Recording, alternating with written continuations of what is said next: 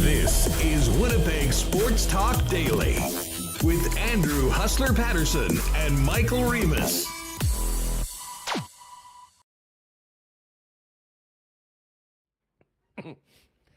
Hey, what's up, everyone? Happy Friday to you, and welcome to a packed edition of Winnipeg Sports Talk Daily. Andrew Paterson and Michael Remis with you. And, well, we got some big playoff action on the ice, of course, and the hard court in the pros, and a huge weekend for junior hockey here in Manitoba with Centennial Cup on out in Portage. Heartbreaker for the Pistons last night in OT. But the two Manitoba teams going at it tonight, Portage Terriers, the hosts, and the MJHL Turnbull Cup champion, Steinbach Pistons playing tonight out in Portage. And, of course, tonight, 7 p.m., Canada Life Center. Still some tickets available.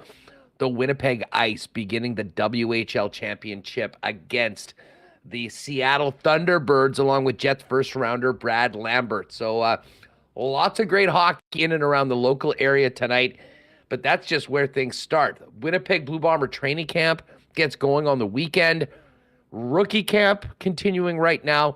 Ed Tait's going to join us a little later on as part of a packed show, as I mentioned right off the hop. Shane Malloy, Hockey Prospect Radio, will be our guest coming up first up. Talk a little bit more about the aftermath of the lottery, where the Jets might be picking and who might be available at that point, as well as his thoughts on Jet draft picks that have already been in the system or selected, including what's looking like a really good group of picks from last year's NHL draft. So Shane Malloy coming up. Ken Wiebe is in Toronto. I believe he'll be at this Panthers-Leafs game tonight. So Kenny's going to join us. We'll get a little more on his Jets mailbag from Sportsnet.ca and some of the big off-season topics. And it's Friday. The NFL schedule came out yesterday.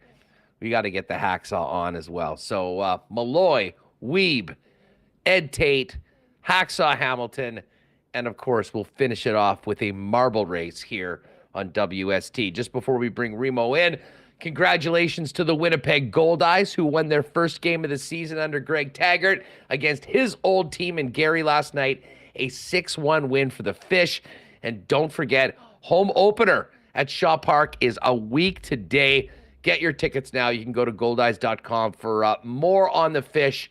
Season tickets, group tickets, mini packs, and the like. I also want to thank the rest of our sponsors, including Assiniboia Downs, Modern Man, Aquatech, Manitoba Battery, Canadian Club, Vita Health, Wallace & Wallace, F Apparel, Nick and Nicky DQ, Princess Auto, Consolidated Supply, Royal Sports, Boston Pizza, Little Brown Jug, our friends out at Aikens Lake Wilderness Lodge, and of course our golf sponsors at Breezy Bend, Coolbet Canada, and we will get to a why not question of the day for Not Autocorp Overly at Waverly and McGillivray. Let's get Remis in here and get this show on the road. What's going on? Getting ready for the weekend. It's some nice weather. I got to, experience it outside. I'm here in the basement with like a tiny window. So, counting down, I guess. No, I'm not counting down. I love doing the show, but hey, we can get excited for the weekend too, right? I mean, lots going on. I can't wait. I'm going to this game tonight down at Canada Life Center.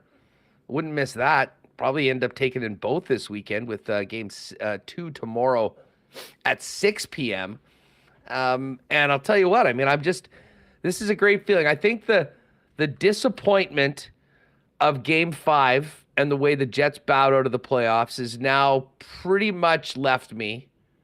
I mean, 95%, I guess I'd say. I've been enjoying the playoffs, but I'll tell you what, Remo, I'm wearing a Bomber shirt today. Bombers being back, Goldeyes beginning their season, NFL schedule coming out yesterday.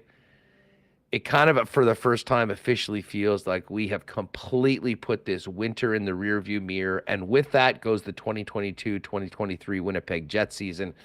And now it is all about what is going to be a great few months around, or few weeks around here, heading into the draft with hopefully some gorgeous weather, getting out to Breezy, doing some golfing, but also some very interesting things happening off the ice, things that we've been waiting for answers to for a long time that probably won't get all the answers, but we'll get many of them before everything gets going on in Nashville in the final week of the year of June.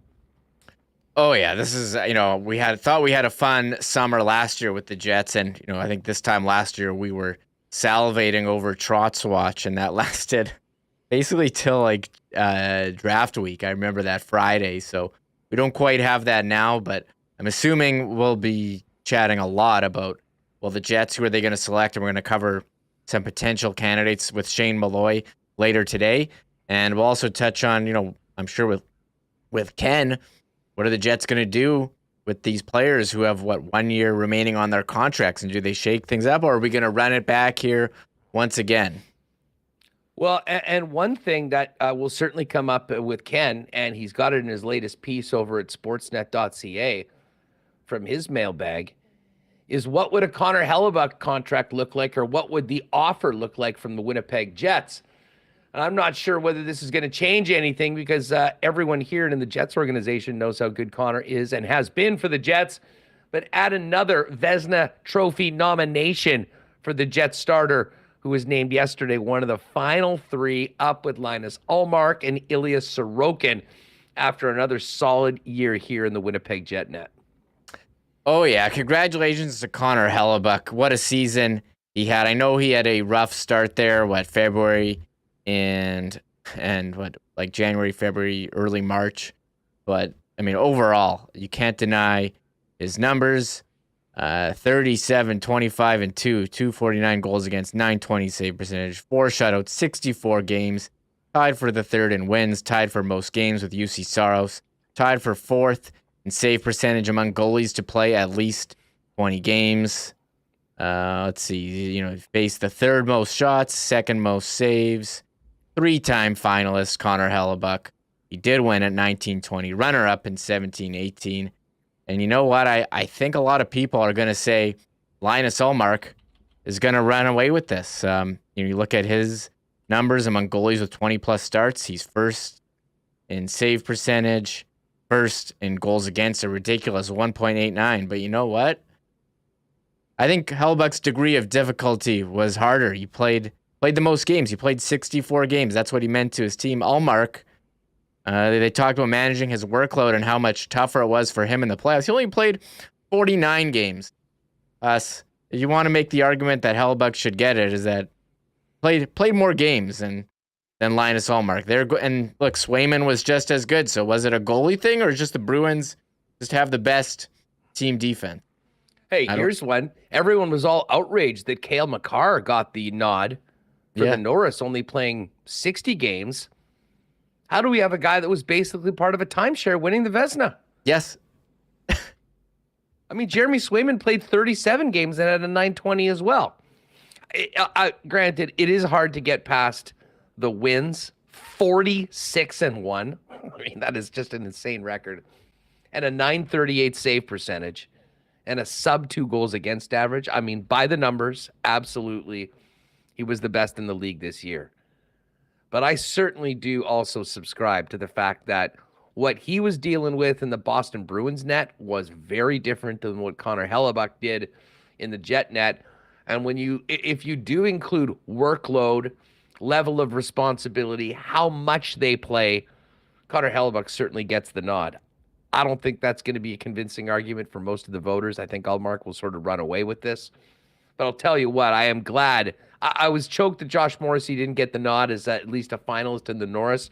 I thought he certainly was worthy of that. Connor Hellebuyck belongs in this group of the top 3 goaltenders this year, and I don't think there's any doubt about it. Yeah, I'm not going to. This is the Winnipeg sports show, so we can try to come up with arguments that maybe Hellebuyck would win. But you look at all the numbers. I don't know if there's a triple crown for goalies, Hessler, but Ullmark, the top, tied for the lead in wins, save percentage, He's, again, I just said he's at the top goals against, the top for goalies who played at least 20 games. So that's the triple crown right there. So I think it is going to be Ullmark for sure. But Connor Hellebuyck had a great season. Sorokin, the other nominee, great season. UC Saros, maybe a bit surprised he didn't get a nod. And another goalie who had a great season, Philip Gustafsson. But, I mean, he only played 39 games. That's 10 less than Ullmark. Like, what's the threshold here for games played for a Vezina goalie? It's minimum 50. Yeah, Ullmark's DQ'd. Yeah. no longer in consideration. If you don't play 50 games, sorry, we're not even looking at you. How about that? Sorokin had a monster season, though. I mean, he played 62 games as well, a 233 goals against average, 924 save percentage. And he was really the backbone of that Islander team right now. We all expect it to be Ullmark. We hope that it'll be Hellebuyck, but bottom line for the Jets and for their all-star goaltender is that he is once again recognized, the third time in his career as a Vezina Trophy finalist. Undoubtedly the best goaltender in NHL Jets history. Of course, we do have Joe Daly, who's got a few rings from those WHA years, and obviously a very different era of goaltending and hockey in general. But had to start off with Hellebuyck getting it done. Wasn't a great night of hockey last night, although we did have an overtime game, which was nice.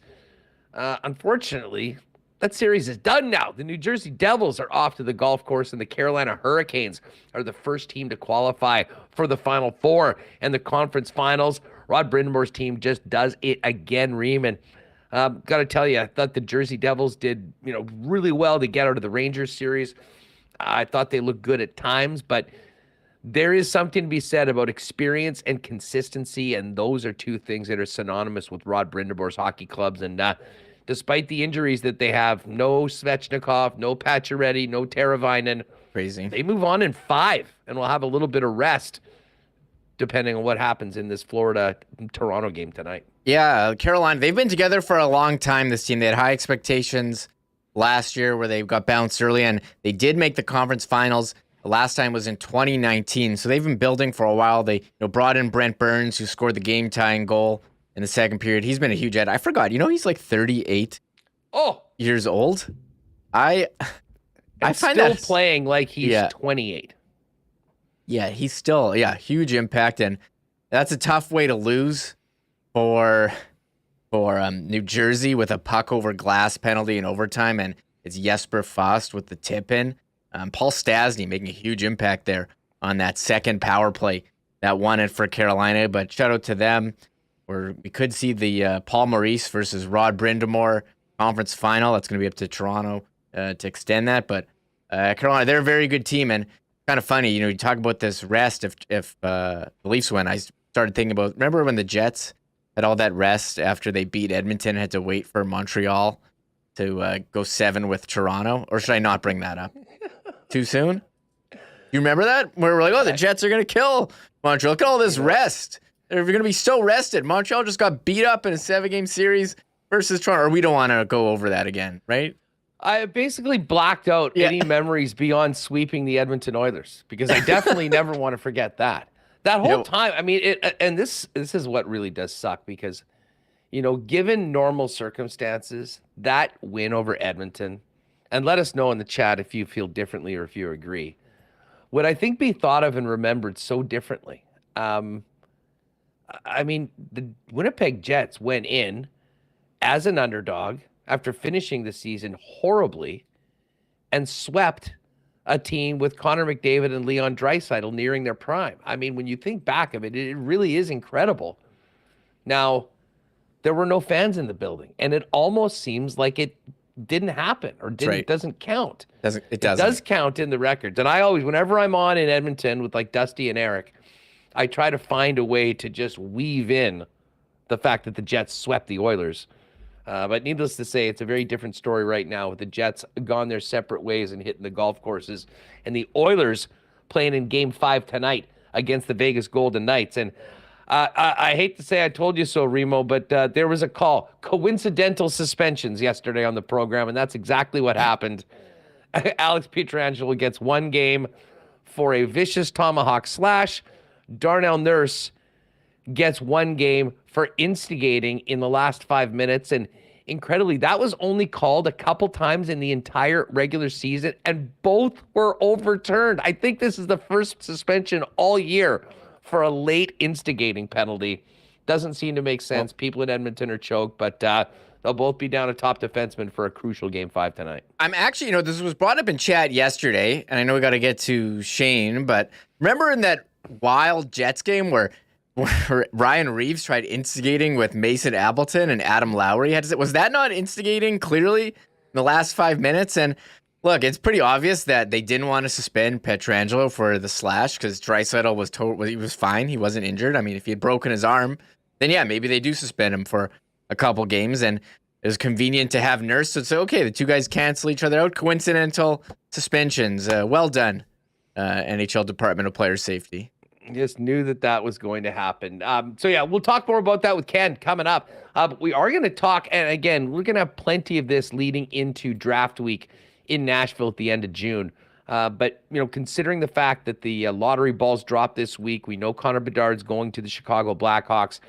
Wanted to bring on a couple of our favorite draft prospect experts. We had Chris Peters earlier on in the week, the day afterwards. Check that out in the replay if you missed it. And coming up in just a second, Shane Malloy, before we head to Toronto and hook up with Kenny Wiebe. Before we do that, again, I mentioned big win for the Goldeyes off the top of the program. Get ready for that home opener next week. I cannot wait. We'll definitely be there for that one and on a regular basis throughout the season. But group tickets, season tickets, mini packs, all available right now, goldeyes.com. If you need a cut, folks, you need to head on down to our great friends at Modern Man Barber Shops. Got a little work done myself on the Dome at the grand opening of the Pembina location on Friday. They're doing one very soon for the Plessis location. We'll tell you about that. But Modern Man now has 8 locations in Winnipeg, offering a variety of grooming services for dudes, including haircuts, beard shaping, shaves, color services, and more. Just a great experience at Modern Man. Check them out if you haven't been there. Book your look online and an appointment via modernmanbarber.com and follow them on Instagram at Modern Man Barbershops. Hey, it's nice outside. It's going to be getting nicer. A great summer ahead. Why not make 2023 the year you take the plunge with Aquatech? Visit aquatech.ca to design your own custom pool. Their team can provide on-the-spot pricing from designers as well as financing options that suit you. And whole home renovations start with Aquatech as well. With thousands of rentals as their foundation, let Aquatech upgrade any space in your home.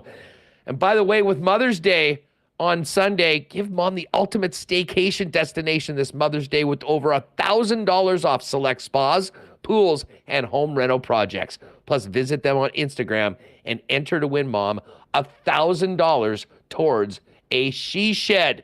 Talked to Donnie earlier this week at Manitoba Battery. They are running right now. The winter, it's cars and truck batteries. Now we get ready for golf carts, lawnmowers, motorcycles, and more. And hey, it's time to get the motorcycles out and let the good times roll.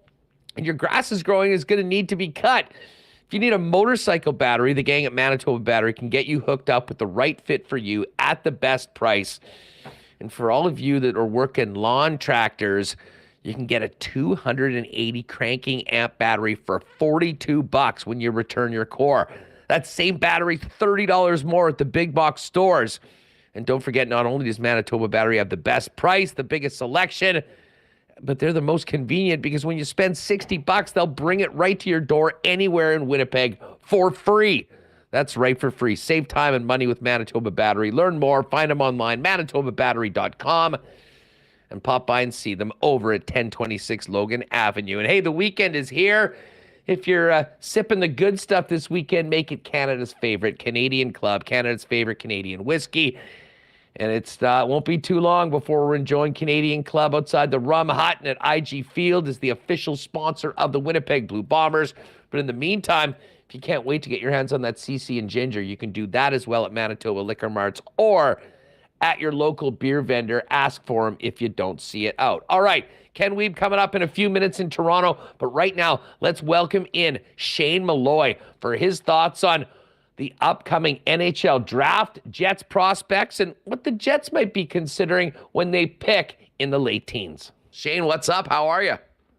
Doing great. I'm just compiling data leading up to the draft. I'm one of those people who does not put out a list anymore. I learned my lesson the hard way. It's actually not conducive to put lists together through the year and then put up one at the end, because one of the things I had to learn from grad school is never do data analysis while you're still in data collection mode. It's a no-no, right? Because it totally skews and causes biases and it messes you up. And as human beings, we love to be right. So we don't want to have to correct ourselves.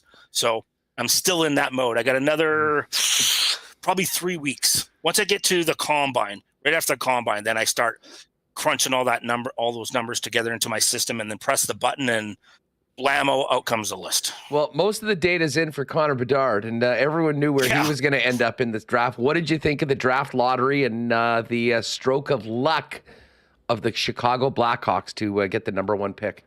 Oh, well, funny you said that. I sent a text off to Mike Dunne. He's their director of amateur scouting. I said, hey, Mike, if you need a little help with consulting about who you want to choose at number 1, you just give me a call. He just sort of laughed. And he goes, yeah, will do.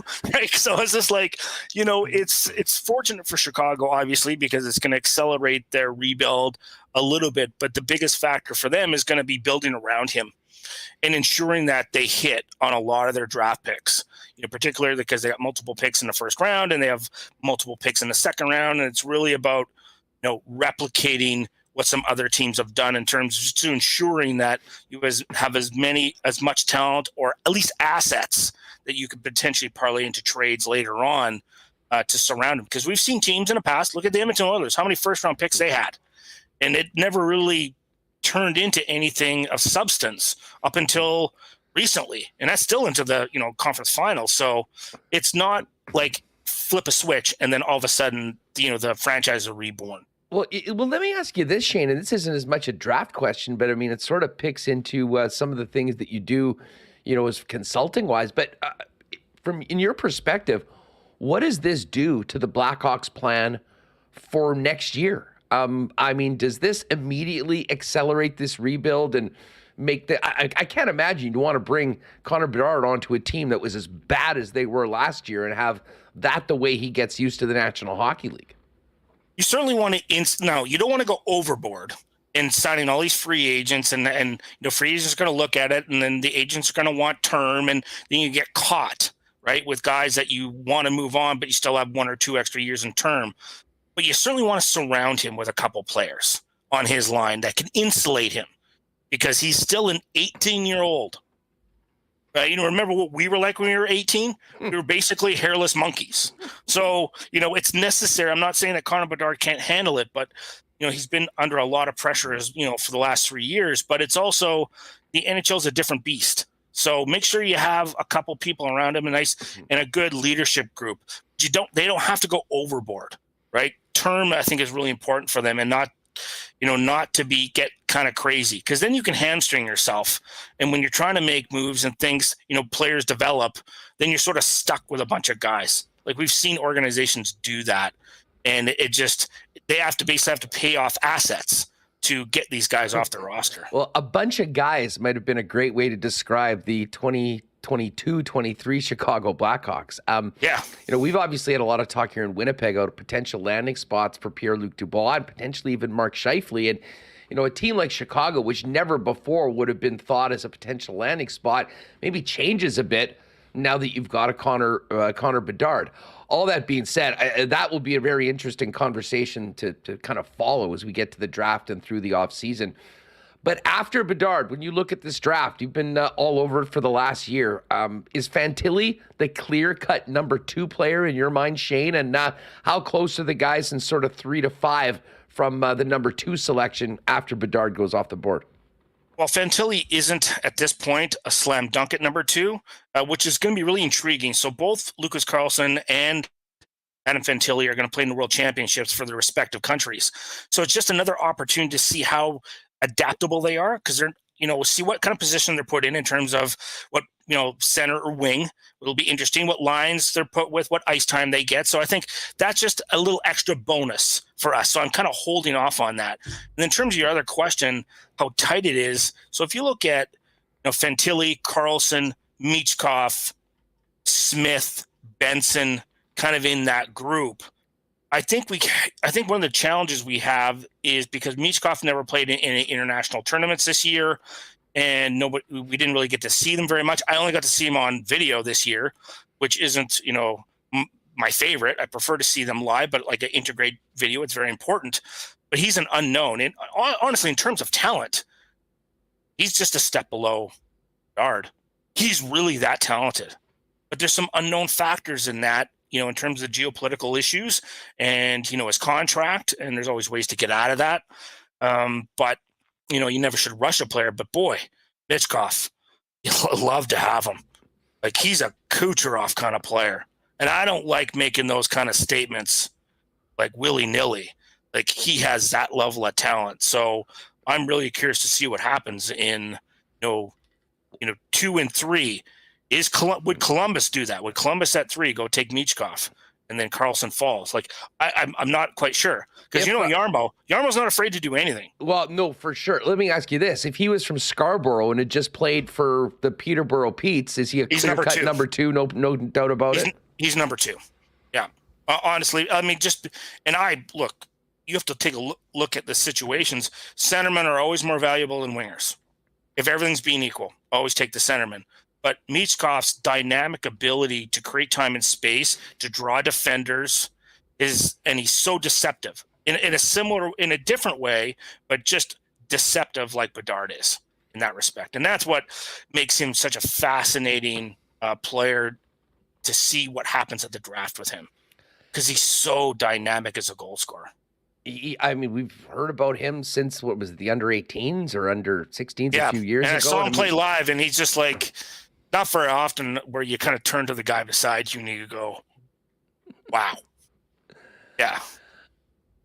Shane, we've been hearing for the last couple of years that this was going to be the Connor Bedard draft, but also a very, very deep draft. How would you assess the talent level of this group right now, beyond sort of the top 5 picks? I'd say it's heavy. It's obviously a heavy forward draft.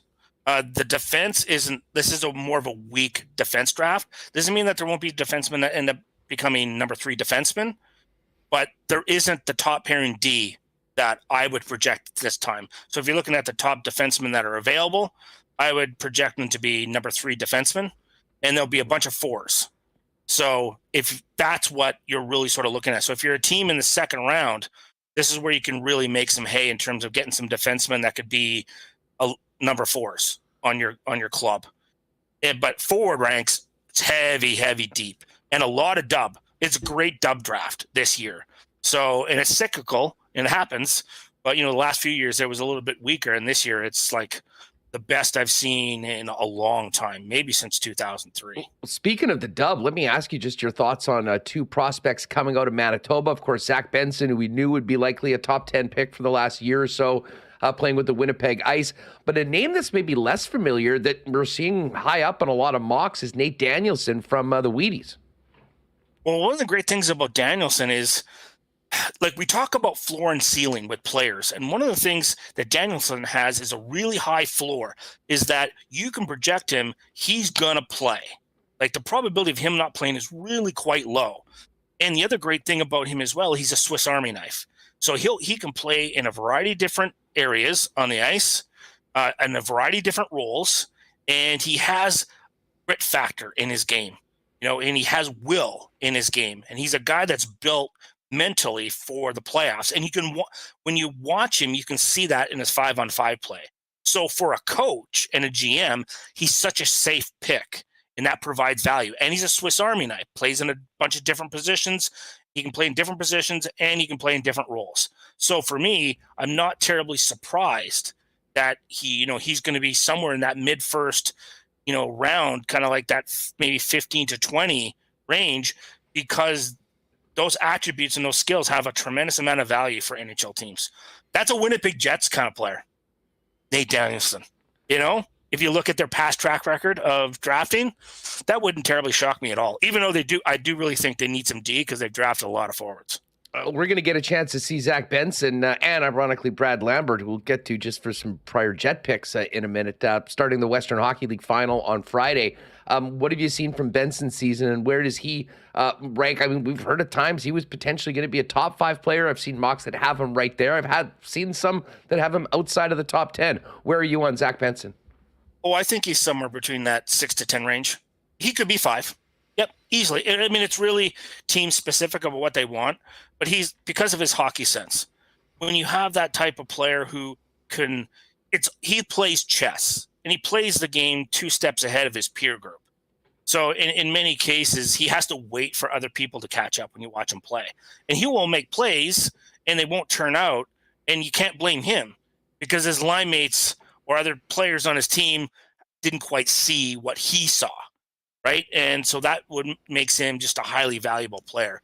I'm not worried about, skating, size, and all those other things because he's going to get man strength and he's going to fast skating isn't the end all to be all. I think sometimes it's a bit of a misconception. You look at players like Stone or Toffoli. Are those super fast skaters? Of course not. They're maybe average skaters, but they understand how to skate the game effectively. And that's where I think Benson is. He'll understand how to change his pace. He'll understand how to change his angles, and he's going to be an effective player in that respect. So I wouldn't be surprised if he went 5th overall.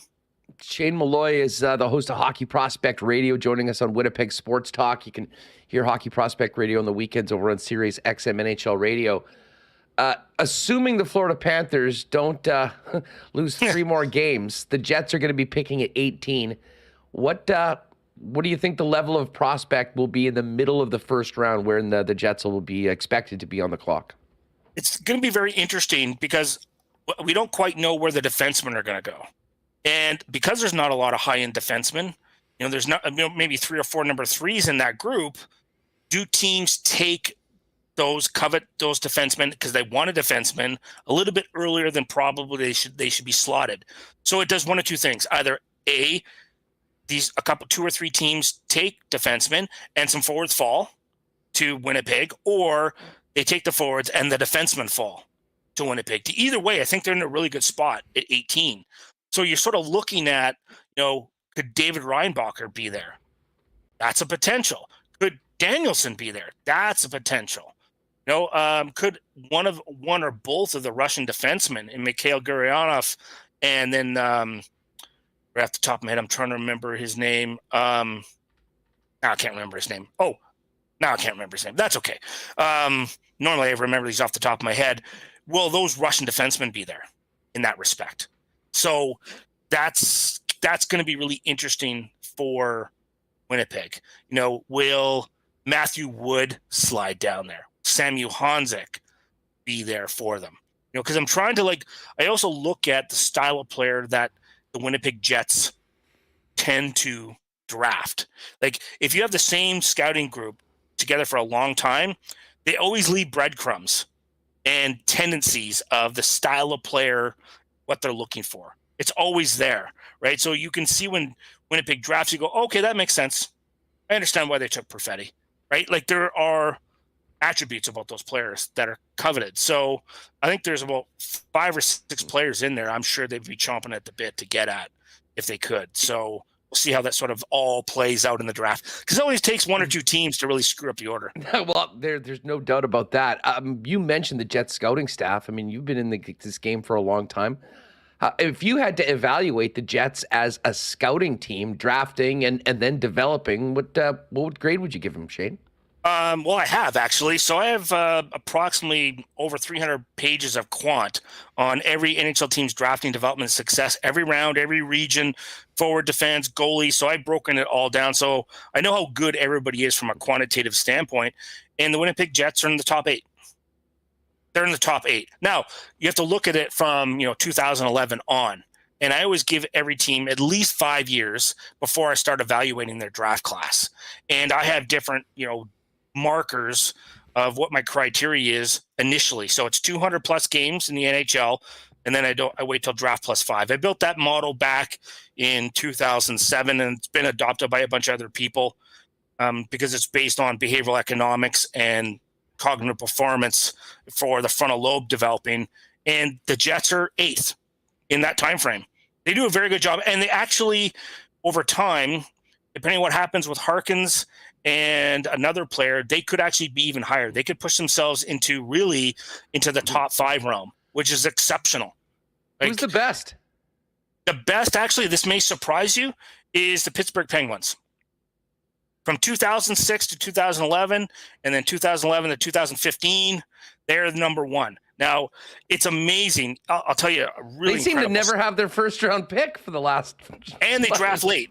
Here's a crazy thing about Pittsburgh, and I had conversations with Randy Sexton, Jay Heinbuch, and Tom Fitzgerald, because he was there, and as well as Bill Guerin when they were working in that department. So from 2011 to 2015, the Pittsburgh Penguins had 11 picks in the first 3 rounds. Guess how many of those 11 players went on to play 200 games or more? 6. 11. What? All of them. That never happens. No. Honestly, I thought it was wrong. I went back and had to redo it 3 times. But it's fact. And the league average is about 46%. So they more than doubled the league average. It was phenomenal. But what it tells you is specifically targeting certain attributes in players, but most importantly, being very patient in their development. And I know, some Winnipeg fans or sometimes the media get on Chevy and Zinger for being really overtly conservative and patient, but they do it for a reason when it comes to prospects, because the majority of prospects are not ready until 5 years. Draft plus 5 there's a reason for that. It's a reason why the average age of a rookie forward is 22.9 years of age. It's not a fluke. And science backs it up. Cognitive science backs it up for that. So you have to let your guys develop. And I thought it was one of the smartest moves they ever made in putting their farm system in Winnipeg. Because then you have the collective group of all their player development, all their management, coaching staffs, everybody's in the same room. I think all NHL teams should do that if they can. Well, forgive me for getting too far ahead of ourselves, and we'll give them a few more years, but I had the opportunity to just have a chat with Jimmy Roy at a Moose game when he was back in town about a month ago. And I was always interested to see how the season's going. I mean, the players that he's meeting with and talking about. And I mean, you could tell how excited he was and the organization was about the young men that they picked in last year's draft. We'll get to Brad Lambert and maybe the dub final in a second, but Rutger McGroarty, Elias Salmonson really stood out. I mean, obviously, I didn't know a lot about him. He's playing over in Europe. They were raving about him, Zhilkin, and then the goaltender, Dom DiVincentis. From your perspective, how much potential does the 2022 draft class of the Winnipeg Jets have? Not this year, but in the next few. In 5 years, 5 or 6 years, or say 5 to 7 years, because you got to let the goaltender have a little bit of more leeway. They put in a normal year, if an NHL team can get 2 players to play more than 200 games, that's a really highly successful draft. Those teams who do that consistently are going to be contending teams. And I think Winnipeg could have 3, maybe 4. They have 4 players in that draft class play more than 200 games, which is why Jimmy's so excited. And when we had him on our show, that was the same conversation. Like, you could see his eyes light up. And that doesn't happen very often with, development guys, because they know they have to be patient. But he was pretty fired up from that standpoint. And, if people want to listen, they can go back. Our shows are on podcast, so they're on any of the podcast network as well. And we have a YouTube channel. So you want to go back and listen to those 2 segments with Jimmy. I thought they were really enlightening in terms of what he thought, because he's not a guy he's not a rah-rah guy, right? Like, he's not going to sell you something that isn't true. That's just not who he is. No, I've known Jimmy for a long time, and that's what stood out in the conversation. I mean, this was considered, listen, there was always optimism. We'll see. But, I mean, there was legitimate excitement. Like yeah. There's not like that. And he doesn't blow smoke, and he's very pragmatic because he's been in the game a long time. And I think that's one of the things that sort of stood out to me. I was kind of like, And I actually went back and listened to the audio again and went back and watched the video again just to sort of like, oh, interesting. From that standpoint, because it was just something that I hadn't heard out of him before. Shane, while we're talking about Jet draft picks, the Jets were able to sign Nikita Chibrikov, who was 50th overall, second in the 2021 draft. He showed up in Winnipeg, was with the Moose just at the end of their AHL season, but he'll be here in Winnipeg next year. Russian prospects a little harder to get much of a gauge on. I know you've got a good one. Tell us about the background, what you think about this player, and what sort of a young man is going to be coming to Winnipeg next season. I had him in the late first round of my list because I thought his hockey sense and puck skills and ability to create time and space for himself and his line mates, and he has some deceptive ability. I thought his shot is really deceptive, and he's a guy that I think has the potential to play on a second line in the NHL. I do. Where he slots in, I think it was really good of him to come into Winnipeg and get a sense of what the American Hockey League is like, because there's always going to be some adjustment periods. It's really important for the European players to get what we call that cup of coffee at the end of the year. And hopefully he stays in Winnipeg the whole offseason and trains with their people, and then runs into a full season of the American Hockey League, because it'll make a huge difference in terms of, what he looks like in his first 20 games. But high offensive upside. Like a very creative offensive player, and you can never get enough of those guys. Hey, Shane, before we go, I can't have you on the program without talking about the big games here on the weekend in the Western Hockey League final between the Winnipeg Ice and the Seattle T-Birds. It kind of seems like these two teams have been on a collision course for the last 3 or 4 months, but it's happening right now. A little extra special for Jets fans to be able to see Brad Lambert do what he's doing with Seattle, even if they're cheering for the home team. But just thoughts on the Ice and T-Birds going into this best-of-7 for WHL supremacy. It might be one of the best WHL finals that we'll see in a long time.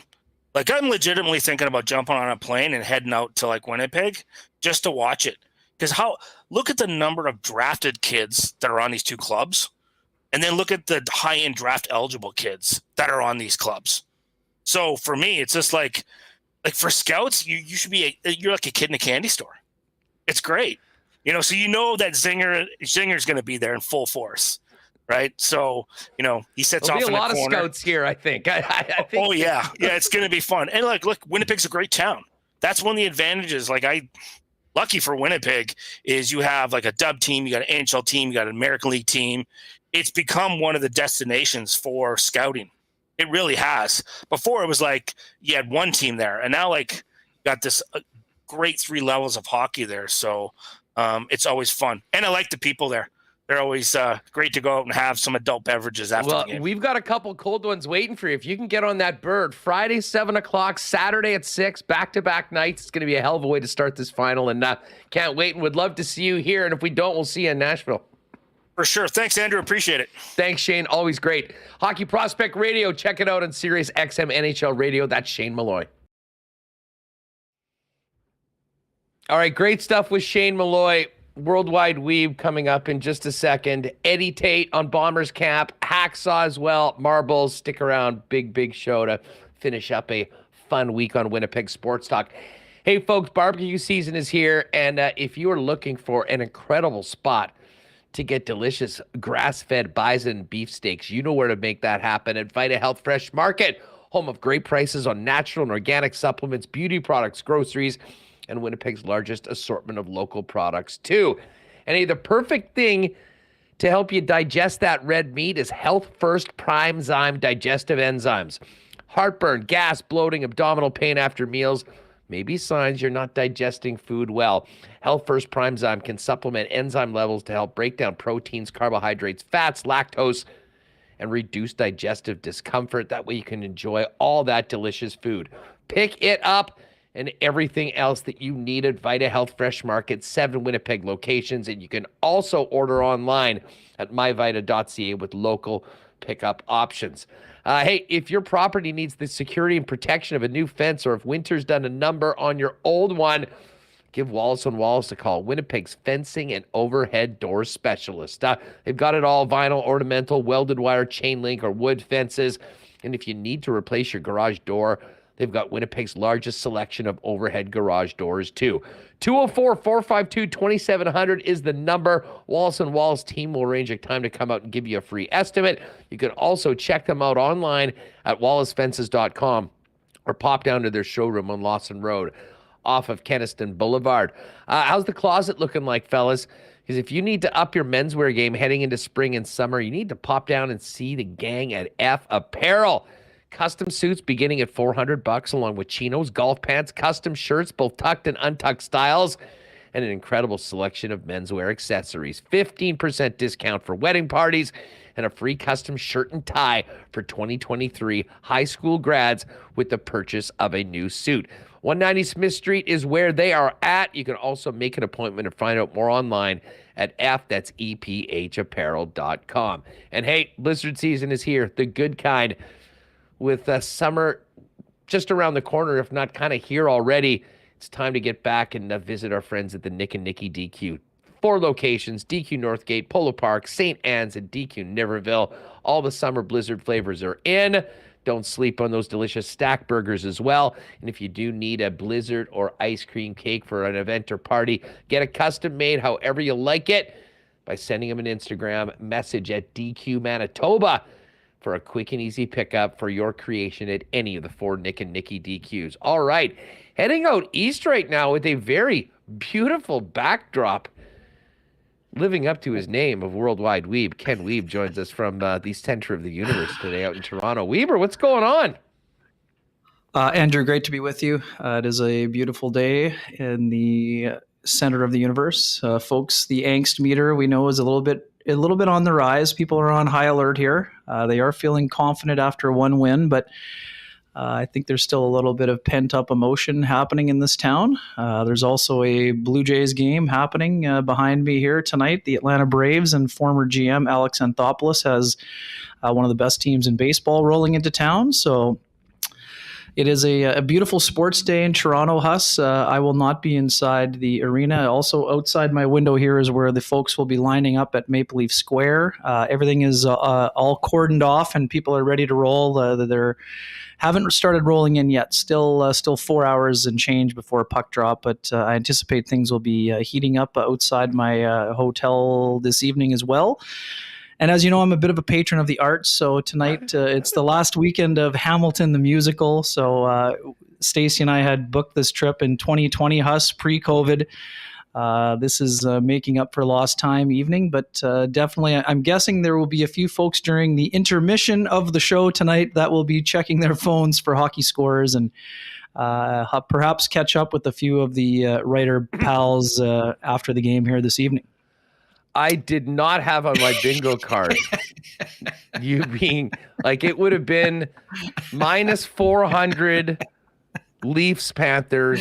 It would have been plus 300 yes. Blue Jays, and it would have been plus 100,000 Hamilton the musical. So that's why the long shots sometimes pays off, right? That's why the long shots are occasionally paying at the counter. Well, speaking of long shots, I've got a banger in the Coolbet exclusives tonight with those underdog Blue Jays and underdog Panthers along with the Warriors. We'll tell you about that a little later on if you want to go check that out right now. We'll maybe touch on the series at the end because I think we've spent a lot of time without much Jets news this week talking about everything else in the playoffs. But Ken, you've got a great new mailbag up at Sportsnet.ca. And right off the bat, the question was, what would a Connor Hellebuyck contract extension, if he was up to it, with the Winnipeg Jets look like? And listen, it didn't get any cheaper with the announcement yesterday that he's once again a Vezina Trophy finalist. I had often thought that, listen, with what Hellebuyck's done so far, the fact that sometimes you have to pay a premium to keep guys in Winnipeg, that we'd be talking about a Carey Price-like deal, probably 8 figures and probably 7 or 8 years. You didn't go quite that far, but talk a little bit about the question that was posed to you and where you ended up, and beyond that, what are the chances of that happening with the Winnipeg Jets? Yeah, Huss, I'll start off by saying, Craig Zamzow, great question. The phrasing of it was excellent. He said, if you have only one chance to make an offer, what would it be? And I'm not suggesting that 9.5 would get it done, Huss, but I think the initial foray has to be at least 6 years and at least $9.5 million. I think Hellebuyck's camp does want a contract north of $10 million. They haven't told me or anybody else that, unless they've told Kevin Cheveldayoff that. We're not familiar with those things, and neither Ray Petkow or Kevin Cheveldayoff would be negotiating through the media. But I keep asking them to add me to the group chat, but it hasn't worked so far. So, like I said, I would say that my number was conservative. The reason why I chose 6 years is because I think 5 would be a number that the team would be more comfortable with, but I don't think that 5 gets it done, given Hellebuyck's age, soon to be 30. The contract will only kick in at 31. I think that he will be looking for the security and stability of a 7 or 8 year deal. However, I think that the commitment at 9.5 for 6 years would be the most expensive contract the Jets would ever sign. I think they'll have to go beyond that comfort level, or even, I'm not even saying that's comfortable, but I think they'd have to go beyond what I projected. But I was doing my best to. I mean, the other part of this too, Huss, that the Jets and any other team is going to have a challenge with, because of the way the league is going to more of an A, B, or A1A, 1B scenario. How comfortable are teams going to be in terms of paying north of $9.5 or $10 million for a starting goalie? Well, quick counterpoint on that. The reason why numbers go from 65 to 55, though, Huss? That's if he's starting 65, of course. But can a goalie be worth it if he's only playing 50 to 55 games? Is where I'm coming from. Well, I'm not saying coming that Hellebuyck from is the reason why teams are doing that is because they don't have a Connor Hellebuyck.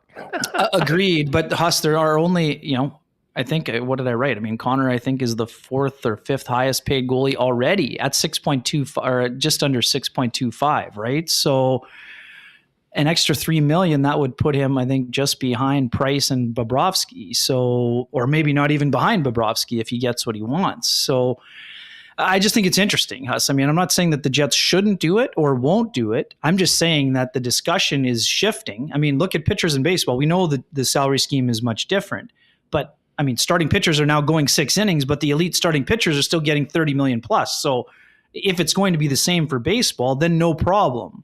But in terms of roster construction, if you're having to invest more in a backup, which is also part of my discussions this week, the Jets do need to upgrade the backup position, even though Riddick had a nice start to the year. He faded, and that forced Hellebuyck to play too much down the stretch.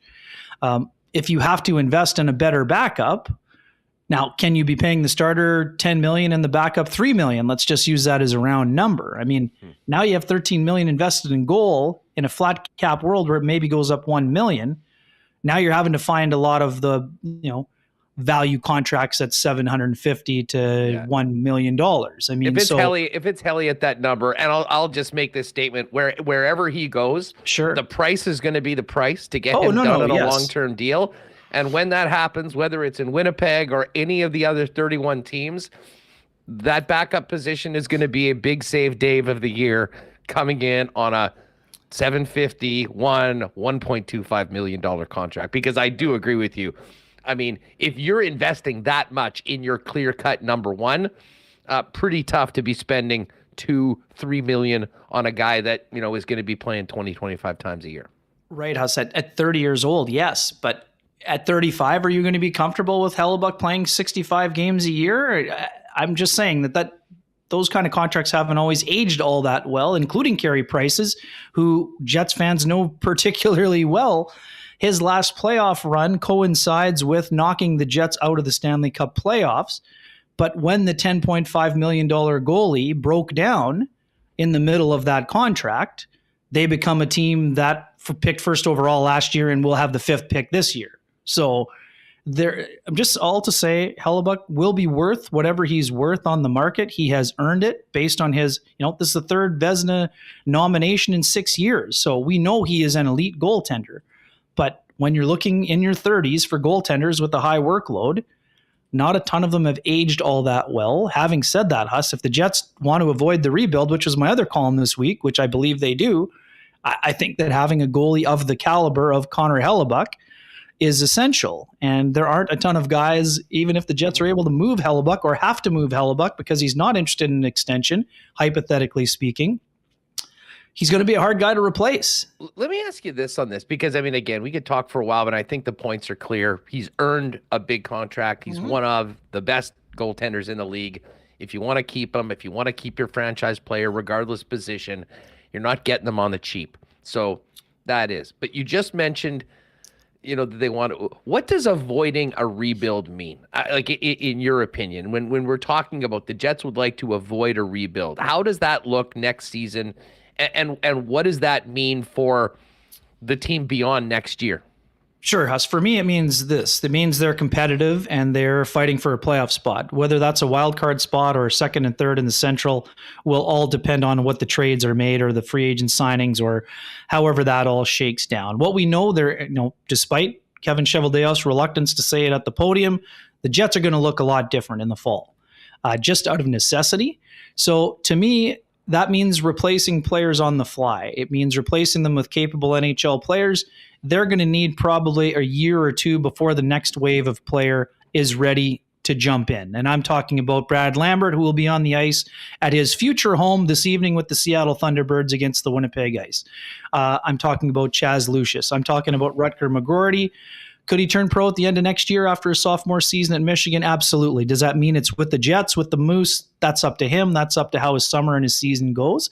All three of those players, Huss, shouldn't be full-time regulars until probably 2 years from now. Do I expect at least one of them and maybe all three of them to get their first NHL games next year? Yes, I do. But in the meantime, that means having capable NHL players on the roster that can keep the Jets in the hunt either for a wild card berth or battling for second or third or whatever they end up being. Now, let's go back to Hellebuyck. Huss, one team that was eliminated last night is probably looking for a goalie upgrade, and the other team whose season is on the line this evening could also be looking for an upgrade, even though, yes, indeed, Joseph Woll did an excellent job in Game 4 to help the Leafs avoid the sweep. If the Leafs lose tonight, Huss, it sounds, at least from the folks in this town who follow the team closely, that it sounds like Kyle Dubas is in trouble. It sounds like Sheldon Keefe could be in trouble. It sounds like the Shanna plan could be changing.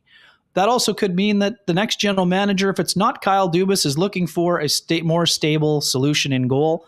Joseph Woll might be that person in 2 years, but if they're keeping that core together, I can't see them going into next year with Joseph Woll as the number one in Toronto. That's why Connor Hellebuyck would appeal to them on the short term with just over $6.2 million. For the Devils, Huss, Schmid did a nice job, had a great season, is a good story. But, Vitek Vanacek didn't get the job done. He was the starter this year. He was not the starter when their season ended. So they're a team that, not in terms of roster construction, but right now, Huss, the Devils are like the 2018 Jets. They think everything is on the ascent. This was a nice first step for them. They won an important Game 7 in round 1. Disappointing finish in round 2. Are they comfortable with instability between the pipes? I don't think so, because they know that even if they get past the Rangers and whoever else, you're still staring at the Hurricanes or one of those other teams in that division. So the other thing about the Devils that's interesting, Huss, we know this because the Jets were in pursuit of Timo Meier. The issue for the Devils, are they going to be able to sign both Timo Meier and Jesper Bratt, their in-house homegrown talent, 2 deals north of $8 million on long-term deals? I'm not sure. I think it would be very challenging unless they don't invest in the goalie position.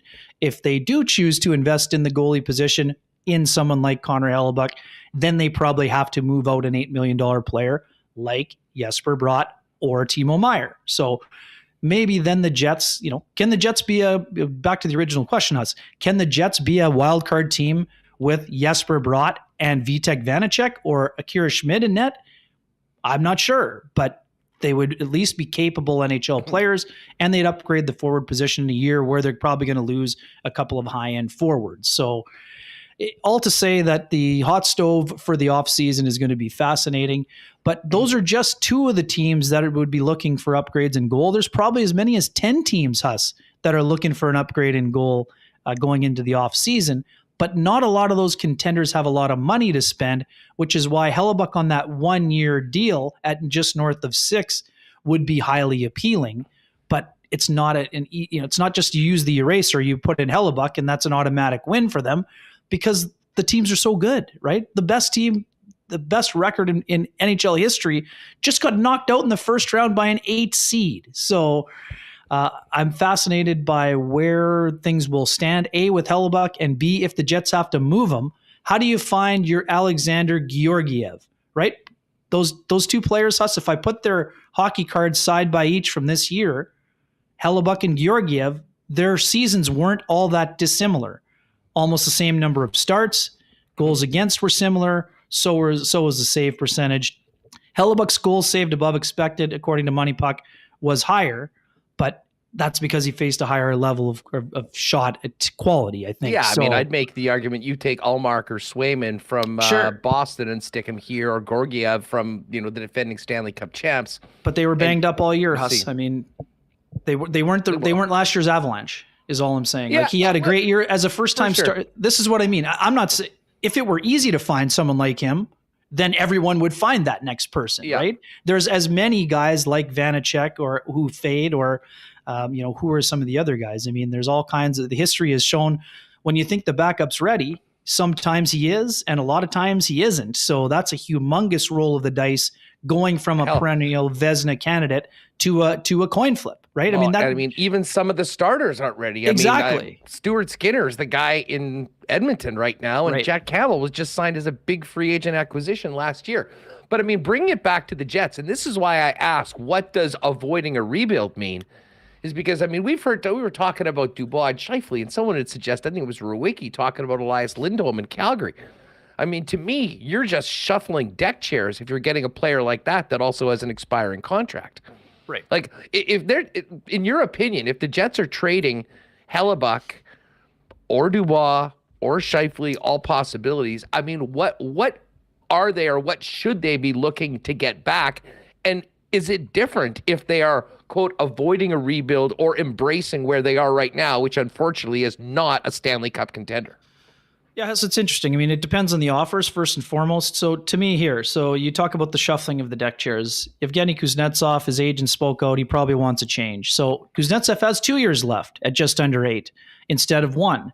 Now, I'm not saying you go Scheifele for Kuznetsov straight up, but if that's part of a bigger package, I mean, now you're not just kicking the can down the road, Huss. Now you're back to aligning yourself with the pieces that I said are coming.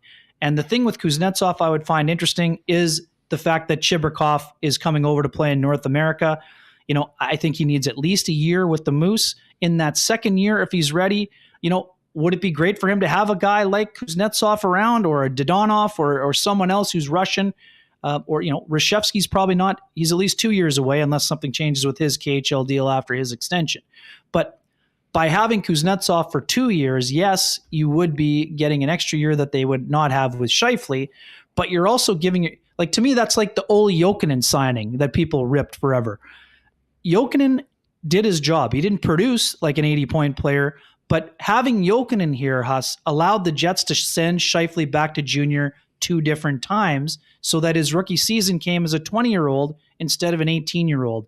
Now, Kuznetsov's not in the same late stage of his career as Jokinen was, but he could be a guy who, when motivated, he would be like Zhamnov in the 90s, right? He would be a guy that could be a 70-plus point player.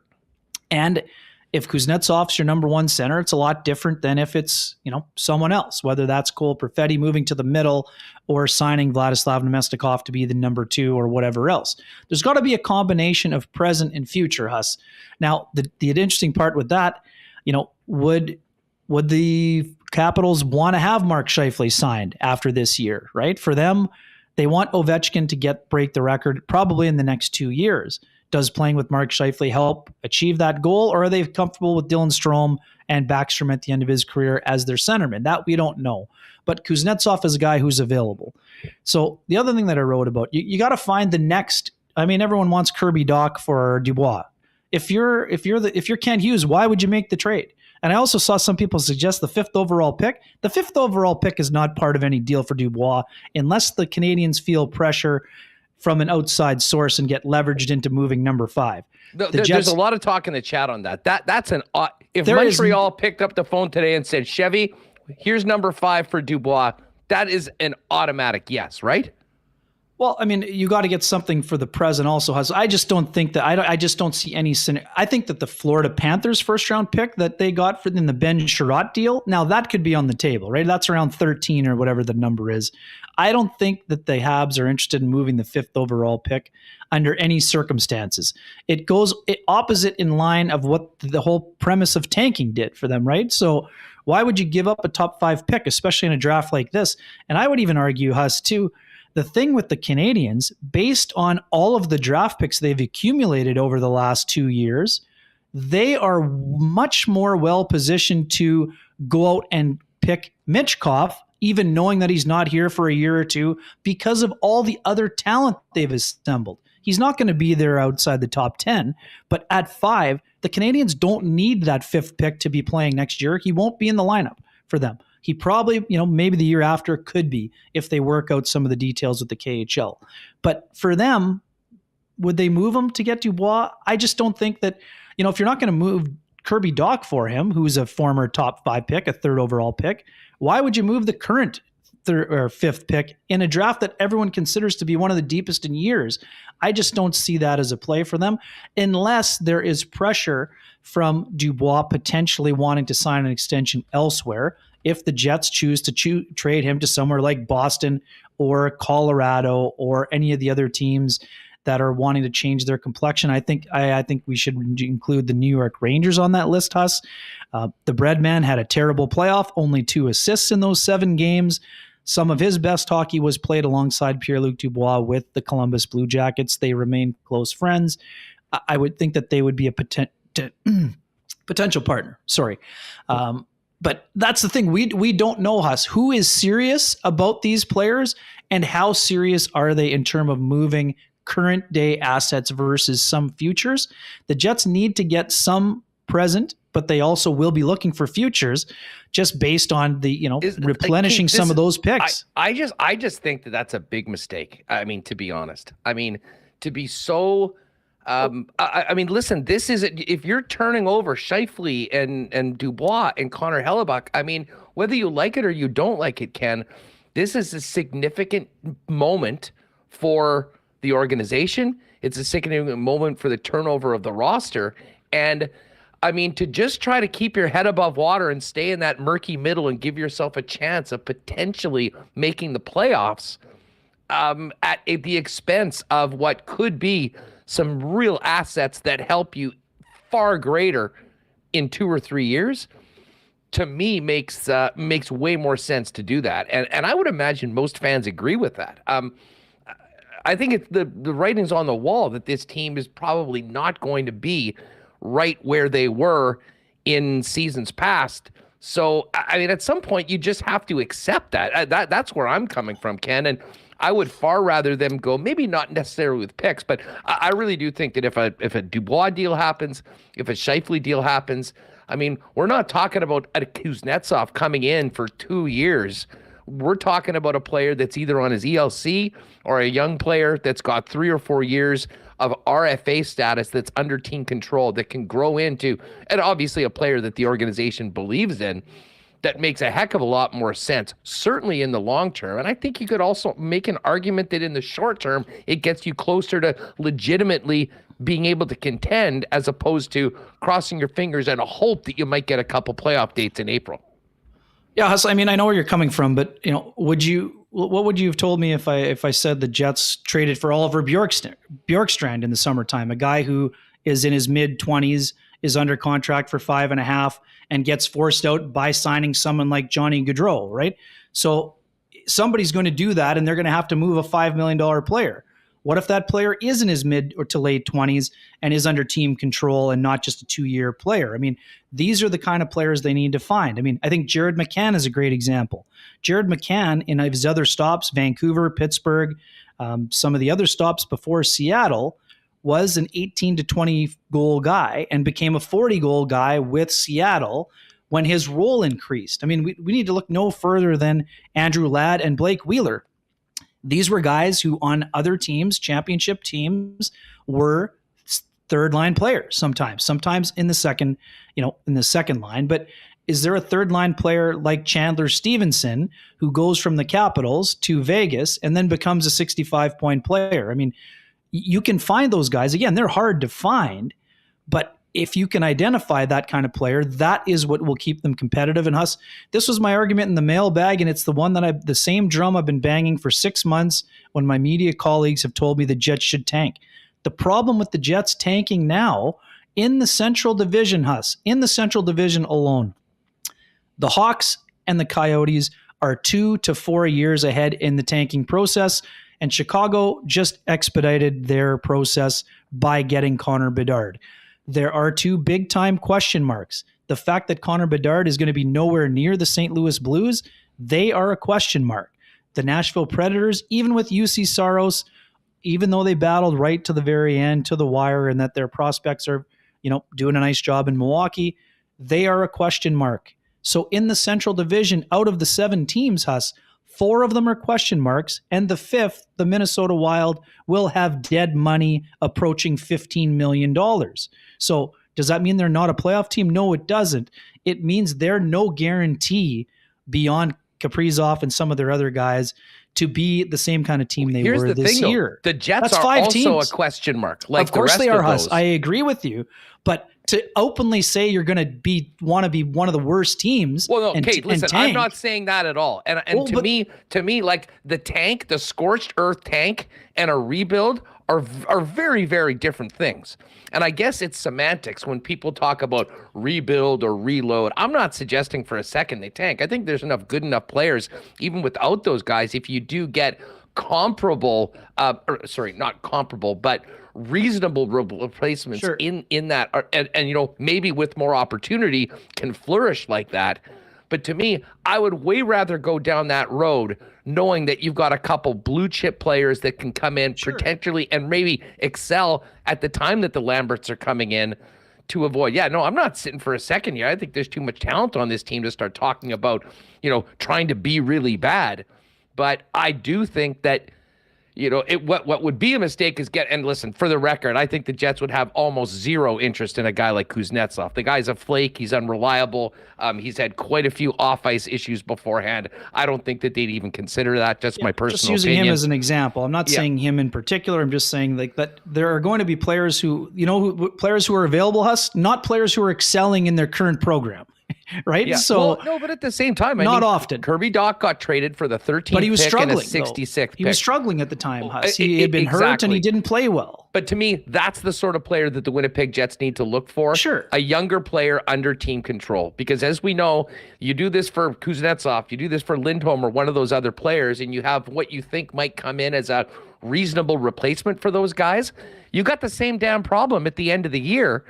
It doesn't get you any more closer to a long-term solution to it. And to me, that's where I think this team should be looking for with any of the assets that come back in possible deals, not just worrying about this season and maybe it'll make us a little bit better and give us a better chance of making the playoffs. This needs to be a bigger vision right now because this will be the most significant turnover in 2.0 history with key players that have been basically franchise players for them. And you need to be able to know that you're going in the right direction beyond this season with any deals that come. That's where I'm at on this. No, bang on, Huss. And that's why I use New Jersey and Brott and guys like that as an example, right? Those are players that you're going to sign long-term or you believe in because they're in their early 20s, right? So, yeah, I mean, I know where you're coming from. I'm just saying that I've heard a lot of people suggest to me the Jets should tank openly and rebuild. A retool versus rebuild, you can call it whatever you want, but the team's going to have to be competitive because if they're not competitive, you're not just moving on from the 4 guys we've been talking about. You're probably moving on from Kyle Connor because he has 3 years left, or you're moving on from Ehlers because he has 2 left. And if your rebuild is 3 years long at minimum, then you got to maximize those other assets. And now you're talking about shifting over 8 players instead of 4. And to me, there's a big difference there. But it's all market related, right? I mean, we have no idea what the offers are going to be like. We thought some of these deals would have happened last summer, and they didn't. So, but now the time is come, to come due. The payment is going to be due either in the form of an extension or in the form of a trade, because the last thing Kevin Cheveldayoff can afford to do is to have Pierre-Luc Dubois play out this season. He walks for nothing, and the return for Patrick Laine and Jack Roslovic is 3 years of Pierre-Luc Dubois and nothing else. And in that time, to this point, that has included one playoff victory. That's not going to fly here. No. And to be honest, I mean, and we could maybe talk about this next week on the concept of, when do you get max value for these players? There is an argument that the trade deadline might be that spot. However, what if he's not available at the trade deadline? Well, I mean, what if he's hurt? Then you get nothing. Well, absolutely. And the other question is, what if you've actually had a really good season and it basically nukes your chances of going to the playoffs? Exactly. But to me, this can't just be about, if you're trading these players, which looks like it very well likely may happen, it can't just be about trying to stay competitive for 1 year. It needs to be a part of the bigger picture. And I'm sure that's very much front and of mind. Have a great weekend. We'll see you on Tuesday with the rest of the gang.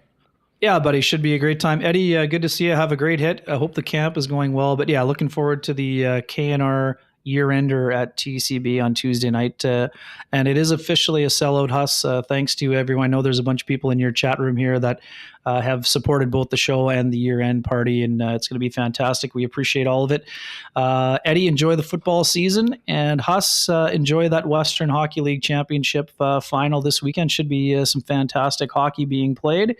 A few prospects in the first round category to be on the ice at Canada Life Center this evening on both clubs, but should be a great series there as well. And I know it was a fun week or fun couple days for a lot of the kids around our province. Has a great showing in the Western Hockey League Bantam draft here the last day and a half here also. So fun times all around. We will report back with what things look down out my hotel window at about 11 p.m. tonight, barring double overtime. Yeah, well, I'll be at the ice game tonight watching, a championship game here in Winnipeg. Very important on the sports scene, and I'll look forward to your live tweets of Hamilton the musical at Weeks World. Hey, Thanks, buddy. Hey, you got to expand our horizons once in a while. Have a great weekend, my man. Thanks for having me. Good stuff. As Ken mentioned, Ed Tait's going to join us from Blue Bomber HQ with the Little Bomber training camp look ahead and rookie training camp report. Of course, when we're talking Bombers on Winnipeg Sports Talk, we do it for Princess Auto, proud sponsors of the Blue and Gold and a host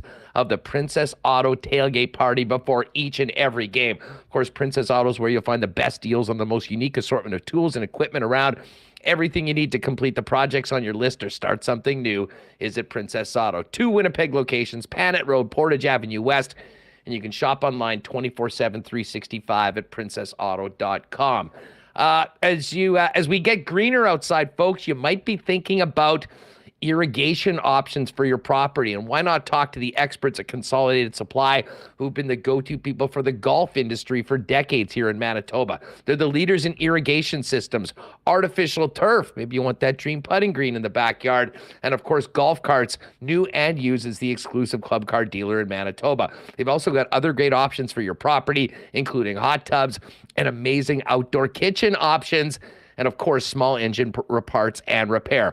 Pop by and see Consolidated Supply at their new showroom, open to the public, 1395 Niagara Road East, or find out more online at cte.ca. Royal Sports is so busy right now with spring here. You know them as Manitoba's #1 sports superstore with the biggest and best selection of licensed team gear featuring all your favorite teams and leagues. The ultimate hockey superstore with the biggest selection in town. But they also are filling up with spring stock for soccer players, baseball players, softball, tennis, and so much more. Not to mention a huge selection of bikes. It really needs to be seen to be believed. Pop on down to Royal at 750 Pembina Highway and keep tabs on everything going on at the store by following them on Instagram at Royal Sports Pembina for the latest merchandise drops and sale information. And hey, great night tonight. And I'll probably be hitting a BP after the ice game tonight to keep an eye on that Warriors-Lakers game, and of course the Golden Knights and Oilers. There's no better place to get together with friends for the big game than your local BP, ice-cold schooners, world-famous BP wings, gourmet pizzas, the new fried dill pickle spears, triple play combo on their Fanalytics-approved BP feature menu. And if you're staying in, you can always order online at bostonpizza.com. All right, let's bring in Eddie Tait in from Bomber headquarters as rookie camp continues just a couple days before the vets get on the field. Eddie, man, it's great to have you back on Winnipeg Sports Talk. How are you? Fantastic. Huss, how are you, man? I'll tell you what, I'm fired up. The disappointment of Game 5 and the Jet playoff run, I think I said today on the top of the show, has officially left me. The weather is beautiful outside. We got the Gold Eyes kicking off their season yesterday and first pitch at home next Friday. And, of course, the Winnipeg Blue Bombers back officially on the weekend. But had the rookies running around. Fill us in on what the week's been like around IG Field and what you've seen from rookie camp so far. Well, it's interesting. You go from kind of being in second gear for most of the off season to it's like going 100 miles an hour now, right? It's just crazy how it just cranks up when the rookies report. A lot of the veterans are here. They're supposed to all be here by tomorrow. And, on Sunday, I'm not sure what the numbers are going to be because there's still guys getting, jettisoned out of here and new guys coming in. But there'll be so many people on Sunday, maybe, around 100 guys if you count the draft picks and the Winnipeg Rifles guys that are in camp. So there's an awful lot of bodies. And that's what you kind of notice when you're watching rookie camp is you can get excited about a guy, but you got to be careful because someone that looks awesome in the first 3 days of rookie camp can disappear in a hurry when the veterans report on Sunday. But it's great. It's just fun to be back out here watching them trying to put this team together again. Well, and of course, I mean, fairly or unfairly, and maybe not in the eyes of the coaches, but not all rookies are created equal. Some come in with big expectations and big resumes. Others, no one's even heard of them before. Got to ask you about Anthony Bennett, the number 1 pick in the Bombers CFL draft. He comes in after a very interesting backstory and a more mature player at 26. Have you noticed anything from him so far? Well, you do notice the maturity. He's really a kind of a gregarious guy, but he just seems relaxed out there. He's not pressing. You can see flashes of why they like him. He's pretty quick off the edge. He's an end more than a tackle.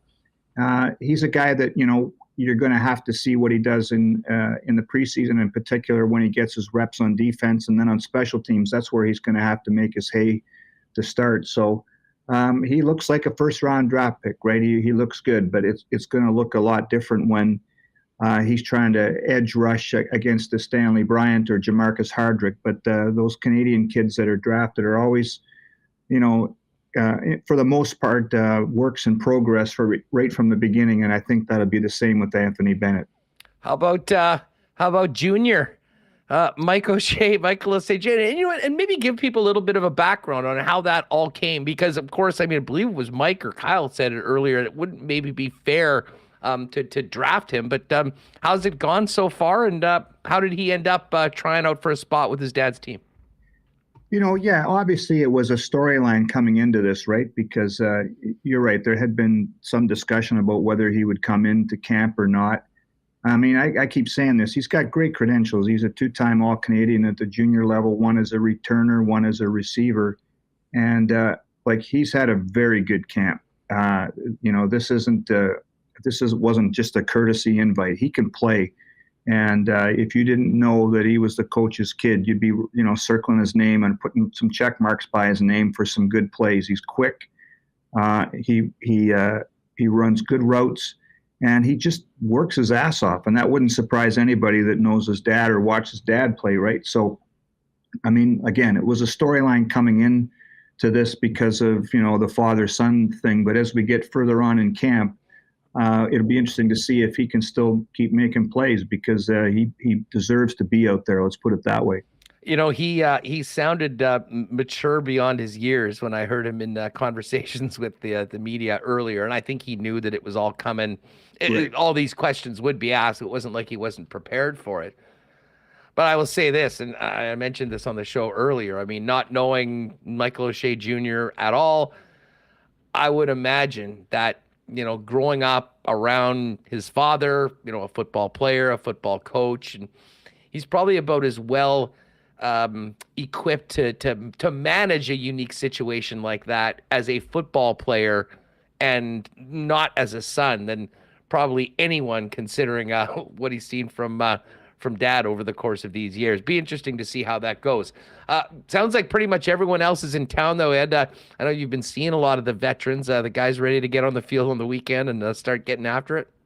Absolutely. The quarterbacks, Drew Brown and Zach Claros, have been they threw quite a bit on Wednesday and have backed off a little bit, let the other guys have some turns. But you always look up in the stands, and I guess it's to the right of where the media usually camps out. You look over there, and there's a peanut gallery of vets that are taking in the rookie sessions just to kind of measure up the candidates. And they're excited to get back at it. Like I say, the building had been quiet for a lot of the winter, but it's buzzing right now. And when you get guys like Willie Jefferson and Zach and Drew Wolitarsky and all these guys wandering around the building, it starts to get louder. It's something that Coach O'Shea has talked about, how it's one of the coolest things about getting back here for camp is when you see these guys back in here.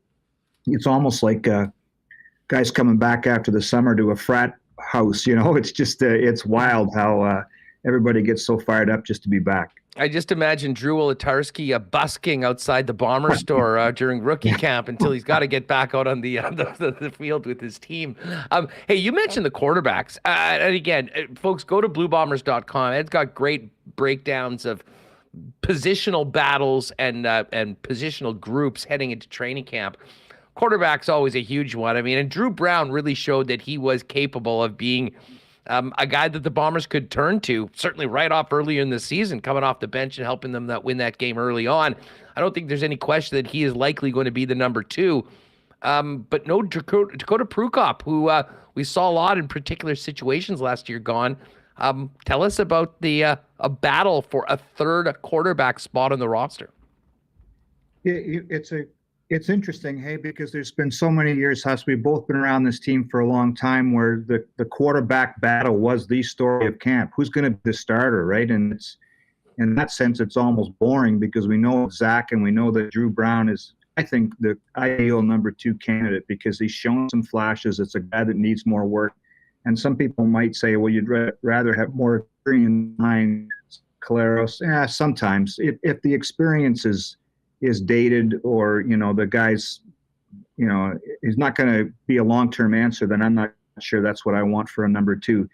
The guys in camp here, it's interesting, and this says something about the way football is right now. They're all straight from college guys because you've got NFL with expanded practice rosters, you've got the USFL, you've got the XFL. There's a lot of quarterbacks now that are getting looks in those other leagues. So there's Terrell Pegrome, I hope I'm pronouncing that right, from Towson State. There's Josh Jones from North Carolina Pembroke, Billy Hall from Reinhardt University, Cooper Callis from Southwest Baptist, and the Canadian kid from Laval, Arnaud Desjardins. And you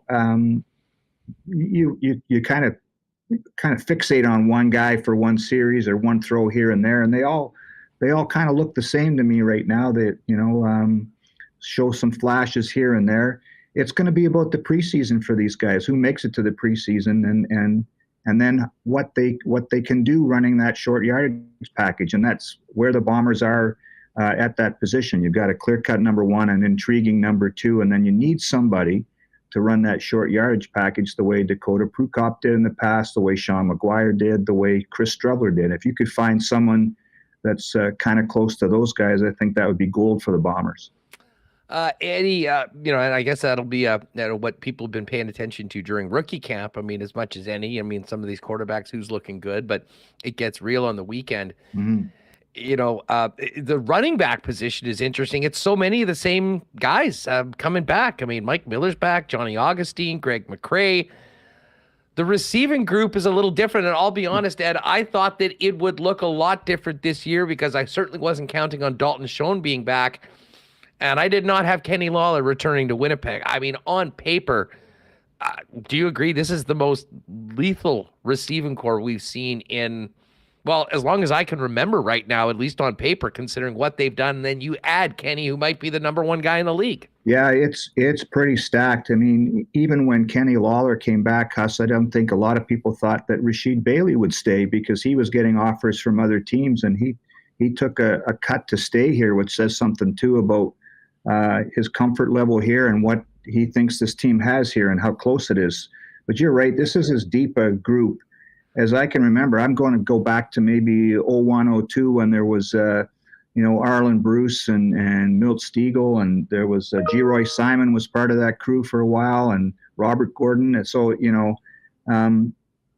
and then the Canadian content is really interesting too, because Nick Dembski, I still think he's on the verge of 1,000-yard season. Drew Wolotarski steady as ever. Brennan O'Leary-Orns. They drafted Jeremy Murphy. I talked to him today. You got Michael O'Shea Jr. Like, there's a lot of talent here, and including Carlton Agadosi, who had that big game last year before he got hurt. So there's tons of options, and I think that says something about what this team did in the offseason and what they built here too. Because Kenny Lawler took a slice to come back here too, because he wanted to be back in Winnipeg because he liked it here so much. Well, listen, cannot wait for Sunday. Just quickly before we go, what area of the team, in your opinion, is the most interesting in training camp, where there is a job or two that's actually up for grabs, where the competition will be the fiercest and that people will be paying closest attention to in the next week? That's a great question. I mean, everybody's going to talk about the kickers. That was probably a storyline before Sergio Castillo was signed, but I still think that's an interesting one. I guess I would look in the secondary, Huss, just because there's always been so much turnover there in the last few years. We saw some good work from Desmond Lawrence when he got picked up last year. Demario Houston looked solid before he got hurt last year. Jamal Parker, Evan Holm. But then there's always new guys that they bring in. It was Dietrich Nichols. It's DeAndre Alford. It's guys every year that Danny McManus and Ted Gavaya and Cyril Penn, the scouts, find that comes in here and opens your eyes. So that's one area that I'll keep an eye open to, because there just seems to be so much turnover back there, but it's good turnover, right? Because they keep finding talented players over and over and over again. Absolutely. Ed Tait's with BlueBombers.com joining us from IG Field. Training camp gets going on the weekend. What do fans need to know about when the sessions are and what they can come out and see, Ed? Yeah, it's a good question. Sunday morning, I'll tell you to check the website. I'll tweet it out later. I don't want to bugger up the time here, but it's Sunday. They're open to public, and we're at the main field at IG Field because Valor's on the road this week, and then Valor is home next Saturday. And so I think that some of training camp would get moved over to Bison Field near the soccer complex. So the daily schedule's on our site. Just keep your eye open for that. And remember, all times are approximate. Don't get mad at me if it starts late or starts too early when you get here. Let's get it on. Unfinished Business Tour 2023 for the Blue and Gold. Cannot wait, and can't wait to do this with you, hopefully on the reg throughout the season. Ed, thanks for your time, and have a great weekend. Right on. Appreciate you, Huss. Thanks, man. You good stuff. There's our guy, Ed Tait. And as I say, great content at BlueBombers.com on all the positional battles heading into camp. Just while we were doing that, I got a text from my pal Greg over at Royal Sports. Big tent sale this weekend. And if you haven't seen a tent sale at Royal Sports, it can only be witnessed in person.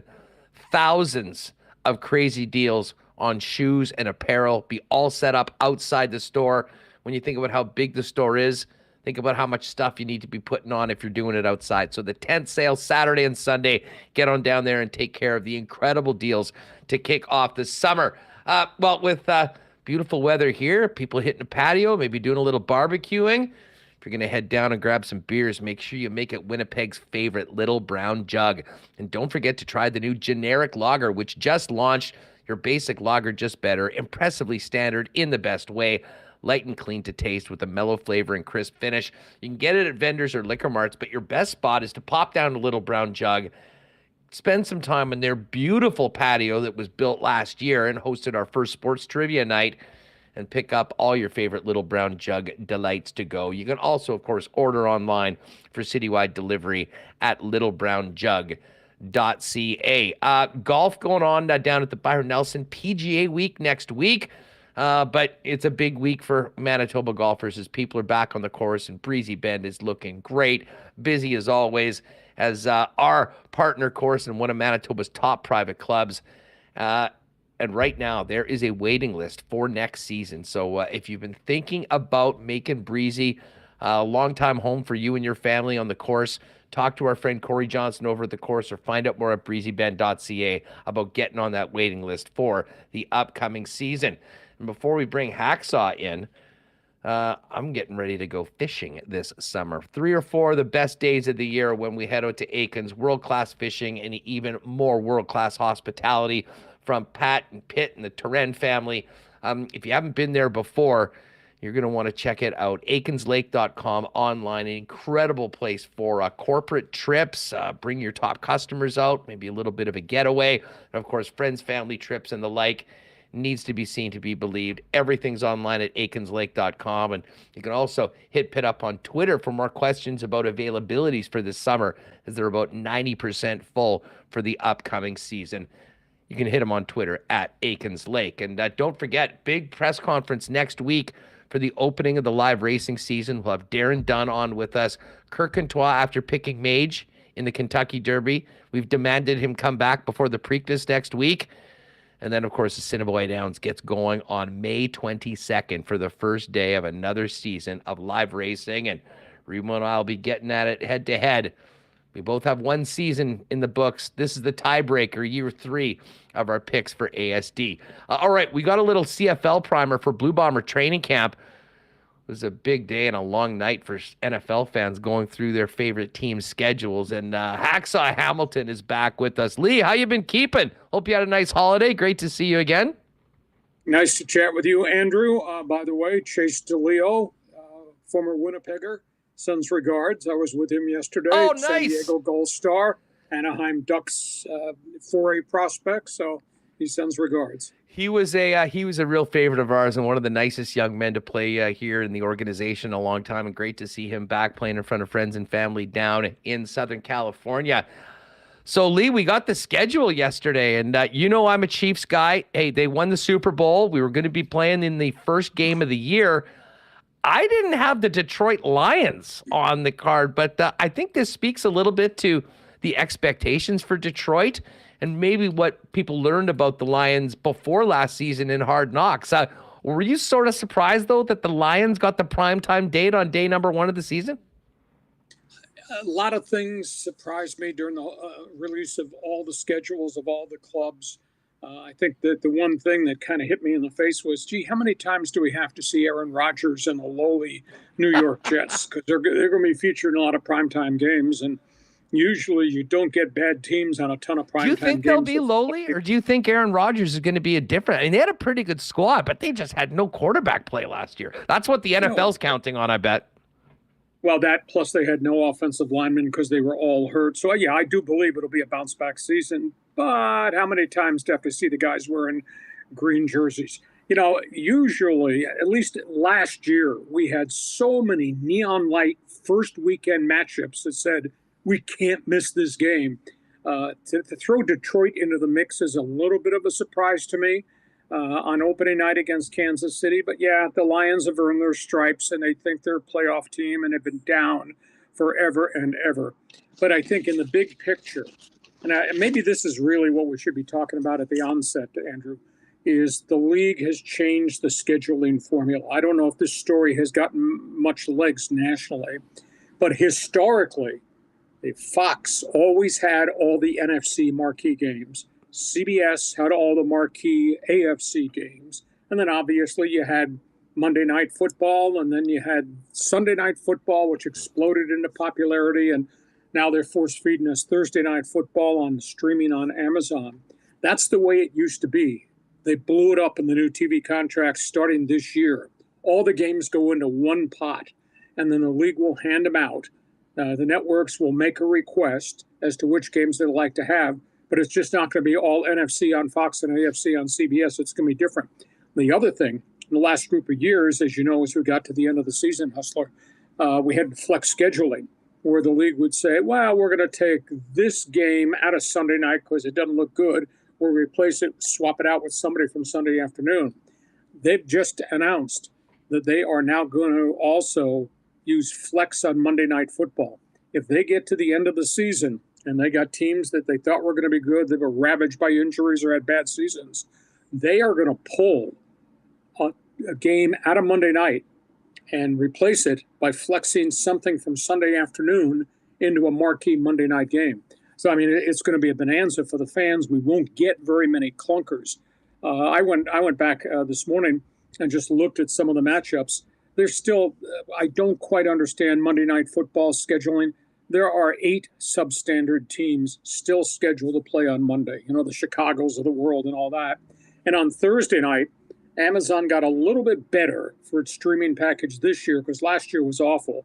But they have 8 bad games out of 16 weeks on Thursday Night Football. So, the league has spread its tentacles. I mean, they're televised in everywhere except in the morning when you're having breakfast.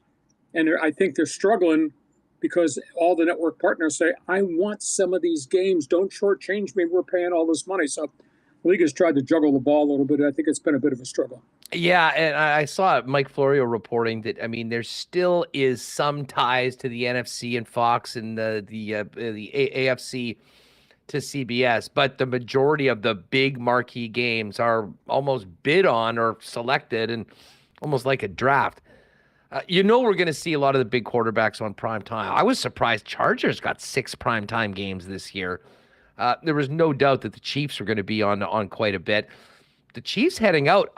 The one thing that really surprised me, Lee, about the Chiefs schedule, not that they're playing on Christmas or New Year's Eve. It's a unique day with those days being Sunday, so you want to have some big games, and obviously the opening game at home against the Detroit. But the fact that they're playing in Frankfurt, which is amazing. Bringing top teams overseas, I think, is a lot better than usually the Jags playing whoever, which is what's been that way for the last few years. But the fact that the Tyreek Hill game against the Chiefs is not at Arrowhead, but on the road, that was one that really sort of took me back. But they're obviously wanting to put a marquee game to really put their best foot forward when they go to Deutschland. They got 3 in London. They obviously got 2 in Germany. They want to make a splash. They want good TV ratings for those games. They want to draw 70 to 90,000 because you know what's next? They're going into Paris. And the following year, they're probably going to go into Spain. So the league is just obviously planting the flag a lot of different places. And it's not going to be sexy if you're giving me the Washington Commanders and the Chicago Bears playing a game in Germany. So that's why they're taking a chunk of these games. And good matchups, big names, because they're trying to grow the thing at warp speed. They didn't go to Mexico City this year, which was a bit of a surprise. Of course, the Cowboys historically, the Houston Texans were always the teams, Arizona Cardinals, the border teams that will go down to Mexico City, but they're not there this year. I think they do cycle back in there next year. So this is all about planting the flag and waving it in a lot more European markets. I'll be interested to see if they wind up in one of the stadiums in Paris, and then the following year, something maybe in Madrid or Barcelona. It is cool. They're going to be filling those massive soccer stadiums overseas, making a lot of money and exposing the game to a lot of new fans. You wonder what that means for the league in 5 or 10 years and whether they finally do get a franchise or 2 playing in the same league, but overseas. Lee, just and I'll preface this question because often we can look back at what we think about the schedule at the beginning of the season and realize how wrong we were because of how many teams have wild fluctuations from being bad to being good in 1 year.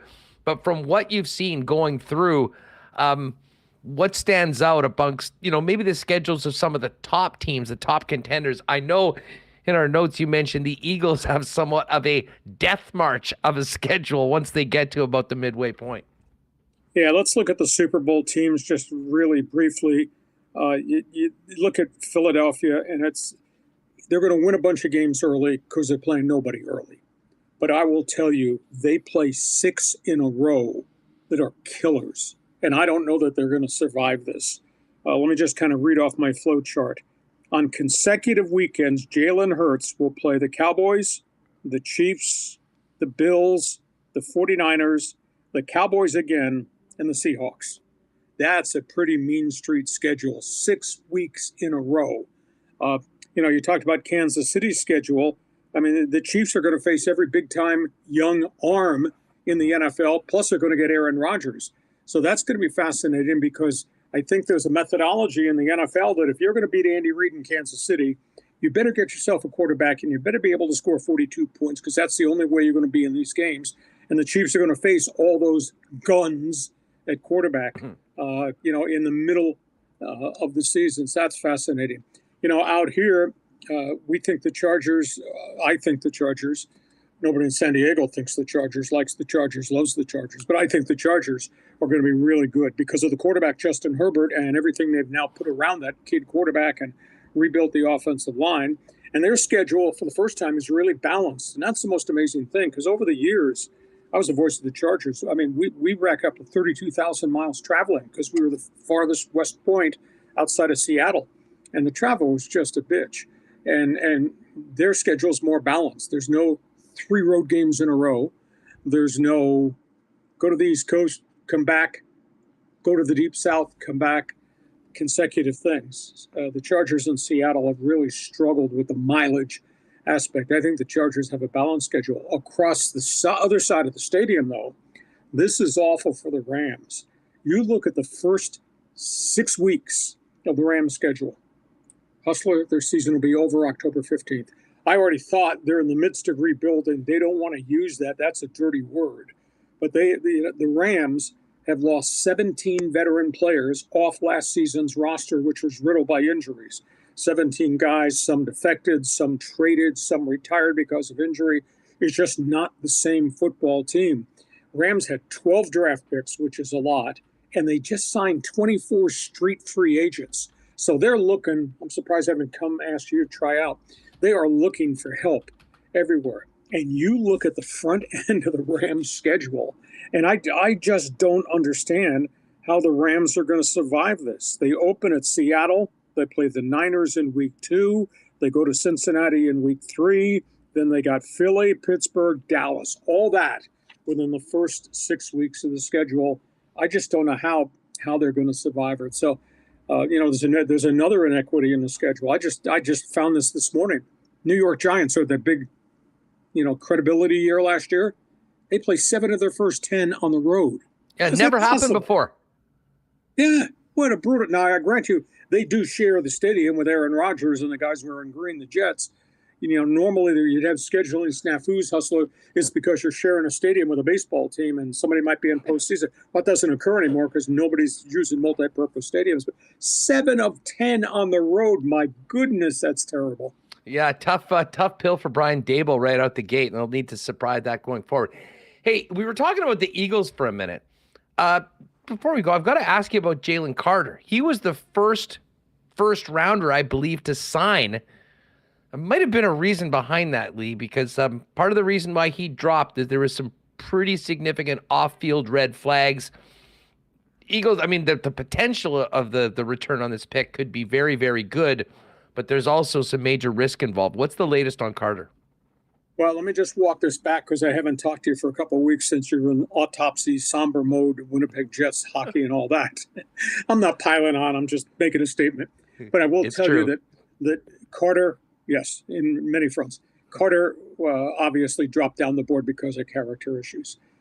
Carter was involved in this horrific drunk driving tragedy drag racing incident right after the national championship game in Athens, Georgia.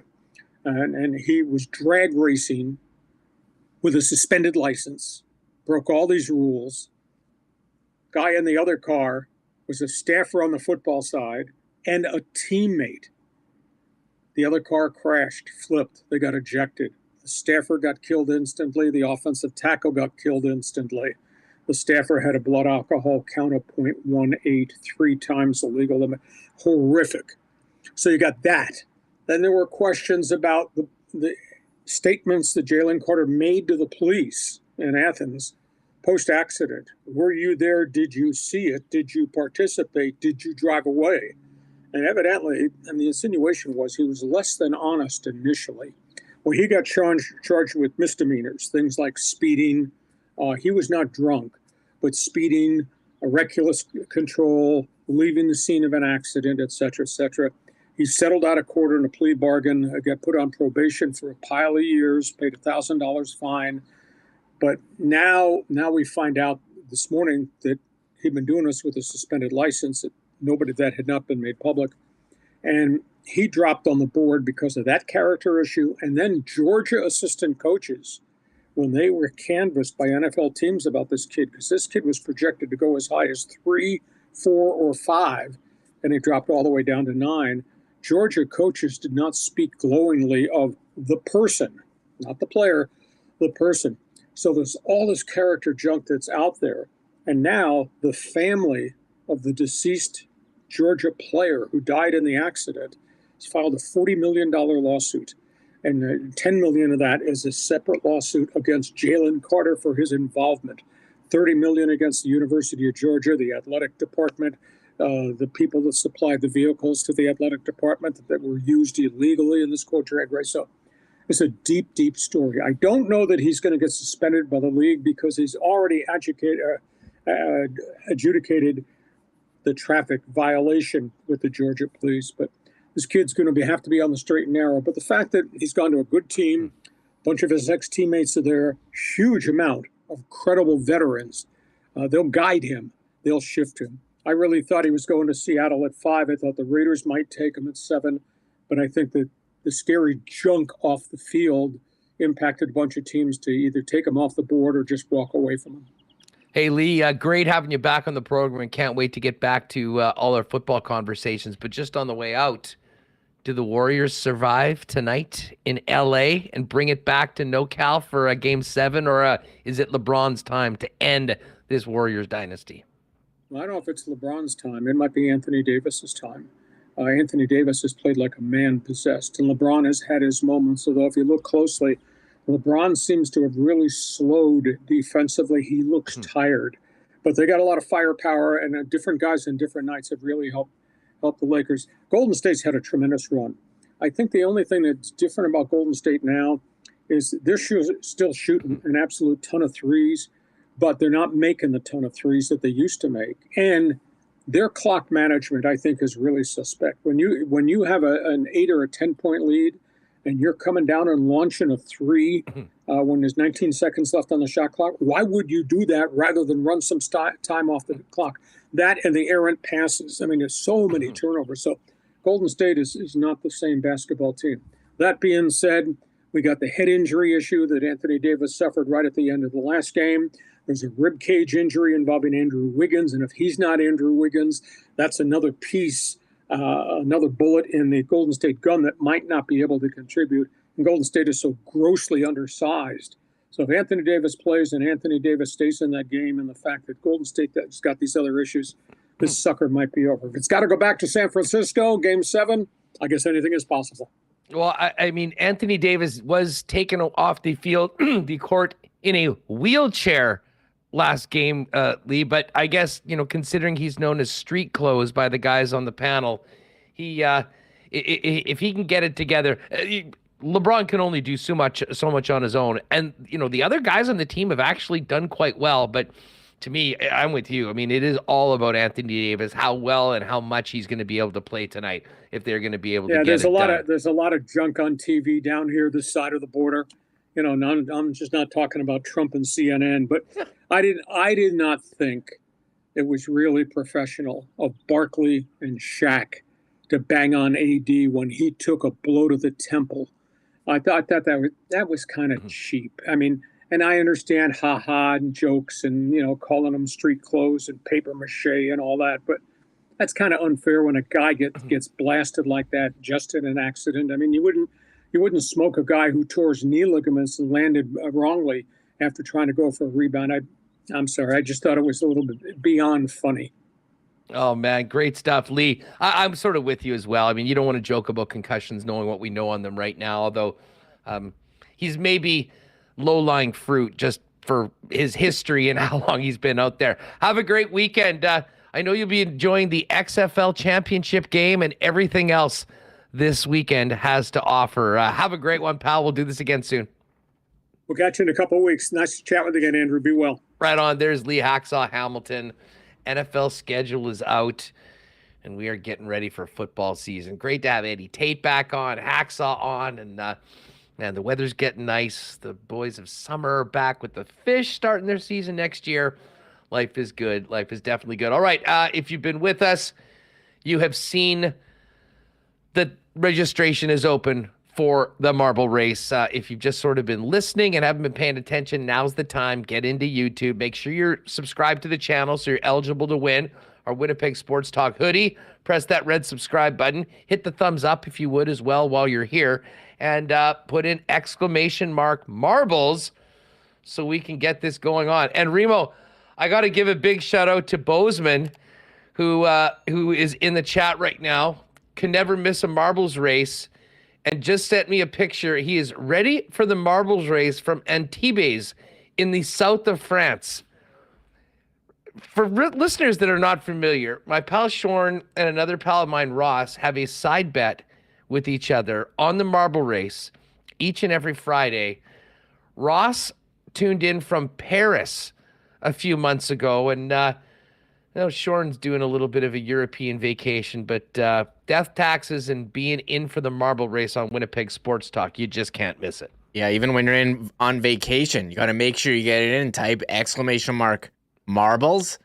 And I've seen pictures of people watching Winnipeg Sports Talk on TV in Australia, and I love to see it. People send us pictures of like us on TV, and I don't really think of me as someone who is even on TV, but yes, YouTube available on basically anyone. So shout out to everyone who's watching it on whatever device out there, listening as well as, because this is a podcast too. Well, for sure. And podcast listeners, this is an important moment to mention that even if you're usually almost exclusively listening to us on the audio, set a little timer on your watch for Friday at about 2:45. And if you're able to just jump in, throw your hat in the ring for the marble race, you could win one of our version of the Masters green jacket, the Winnipeg Sports Talk hoodie. And big thanks to Ronnie and Scott over at Shipman Associates for helping us out with those.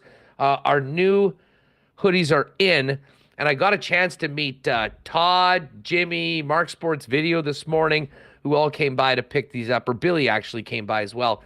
Anyways, it was great seeing all the guys. I appreciated it, and nice seeing them. It was a little bit of there was a lot of marbles talk, Remo, outside the building today, just before the lock shop when everyone came up and picked up their hoodies. By the way, if we still owe you one, there are still a few winners from when we were waiting for the new shipment to come in. Hit us up with an email. We'll make sure to get that to you in the next week or so. Yeah, that's awesome. Nice to get out there, meet some of the listeners and viewers, and hook them up with their winning hoodies. And shout out to Missing Monk in chat. XX Revolution says we're on their TV right now. That's pretty cool. I got to be honest.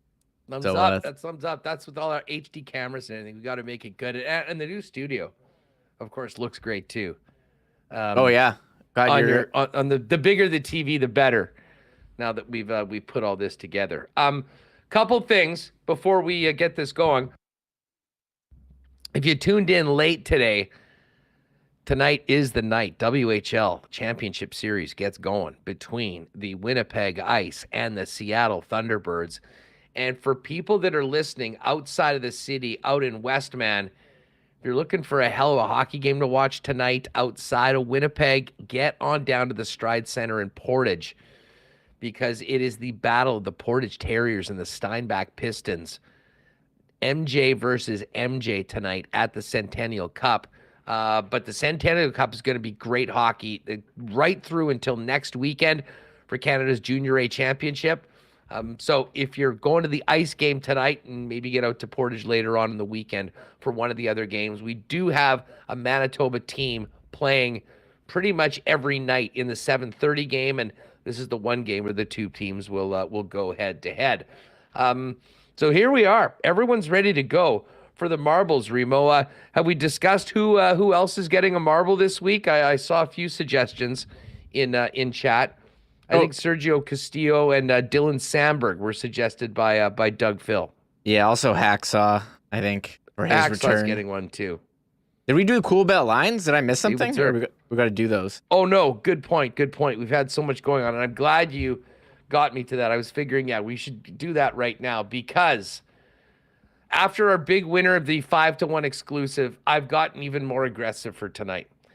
And if you go over to the Coolbet exclusives and click on Lock Shop Partner Parlay, we've got Dusty's award-winning Oiler single gamers.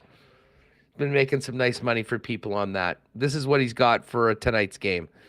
McDavid and Draisaitl both to score 2 or more points. Evan Bouchard to get a point. And the Oilers to win in regulation. That's plus 370. Not bad. And that really is sort of the script. The Oilers, the big boys go off, they win. That's how it goes down. Bouchard's been such a big part of the power play and getting a ton of points. But I'm swinging for the fences tonight with a juiced up underdog parlay. Probably has a much lower limit because we don't want to bankrupt the house. We've been close a little lately. But Florida Panthers to win, knocking out the Leafs. The Jays to win their first game, Bassett on the Hill, taking on a very good team in the Atlanta Braves. Jays are an underdog at home. And as we talked about with Lee, I believe in the Golden State Warriors forcing Game 7. They've been horrible on the road all year long, but this is a time when championship teams step up. I think that Golden State does. Panthers, Blue Jays, Warriors. If you type that in yourself, you're looking at close to 12-1, but we've got it up to plus 1350 if you want. And I'm not sure if my dad's gotten to Italy yet and whether they're checking this out, but shout out to my dad. They were going on holidays a couple days ago. I popped by to say bye and grab a couple things. And as I was leaving on Wednesday night, my dad goes, by the way, I put $10 on the partner parlay tonight. And lo and behold, it came through. So little extra Canadian currency to turn into Italian, what is it, lira, I think they're over there. Anyways, Mom and Dad, hope you're having a great trip if you are checking out the show. So the exclusives are up. As far as the actual games tonight, the Panthers are plus 140 underdogs in Toronto against the Leafs. Leafs minus 165. Do like the Panthers to get it done tonight. And the Oilers minus 132 favorites. Vegas plus 112. And of course, the Vegas will be without Alex Pietrangelo. And the Edmonton Oilers be without Darnell Nurse. I mean, we joked that it was going to be coincidental suspensions yesterday, which of course it did, Remo. But I will say this. I think this is a much bigger loss for Vegas. No disrespect to Darnell Nurse than it is to the Oilers. That's kind of shocking to say that, but I agree too. Darnell Nurse, I think Ekholm and Bouchard. Ekholm's the guy now. I've taken. It's not like, remember when Darnell Nurse played like every minute in the Jets Oilers, What didn't he play like 45 or 50 games in that one that went to double OT? He played something ridiculous, and he was their top guy then. And we've kept saying, oh, they need to fix their defense, and they certainly did that by acquiring Ekholm, and Bouchard has taken a step forward. I see people in chat saying, love the Bouch bombs from the point. He's been awesome on the power play. So I'll agree with you. Agree with you there. Pietrangelo is Vegas's top dog on D. Shea Theodore hasn't really upped his level in the playoffs here, and Edmonton's got other guys I think ahead of Darnell Nurse. Although Darnell Nurse very important player for Edmonton. Yeah, so we'll see what happens in that one tonight. Game 5, crucial game either way. And then listen, this is the plan. As I mentioned when we were doing our BP hit earlier, and go to the game downtown and probably angle into BP City Place and sit up at the Wood with Vegas and the Oilers on one TV and the Warriors and Lakers on the other. Lakers are 3-point favorites tonight to get it done against Golden State, minus 154 on the money line, and the Warriors are now to plus 130. As I said, the Warriors have been terrible on the road all year. I think they rise up, though. This team has a championship identity, and champions rise to the occasion when their seasons are on the line. I think they get it done tonight and force a Game 7 on Sunday. That would be great for the NBA because the ratings for that one would be absolutely through the roof. Shout out to the Nuggets, though.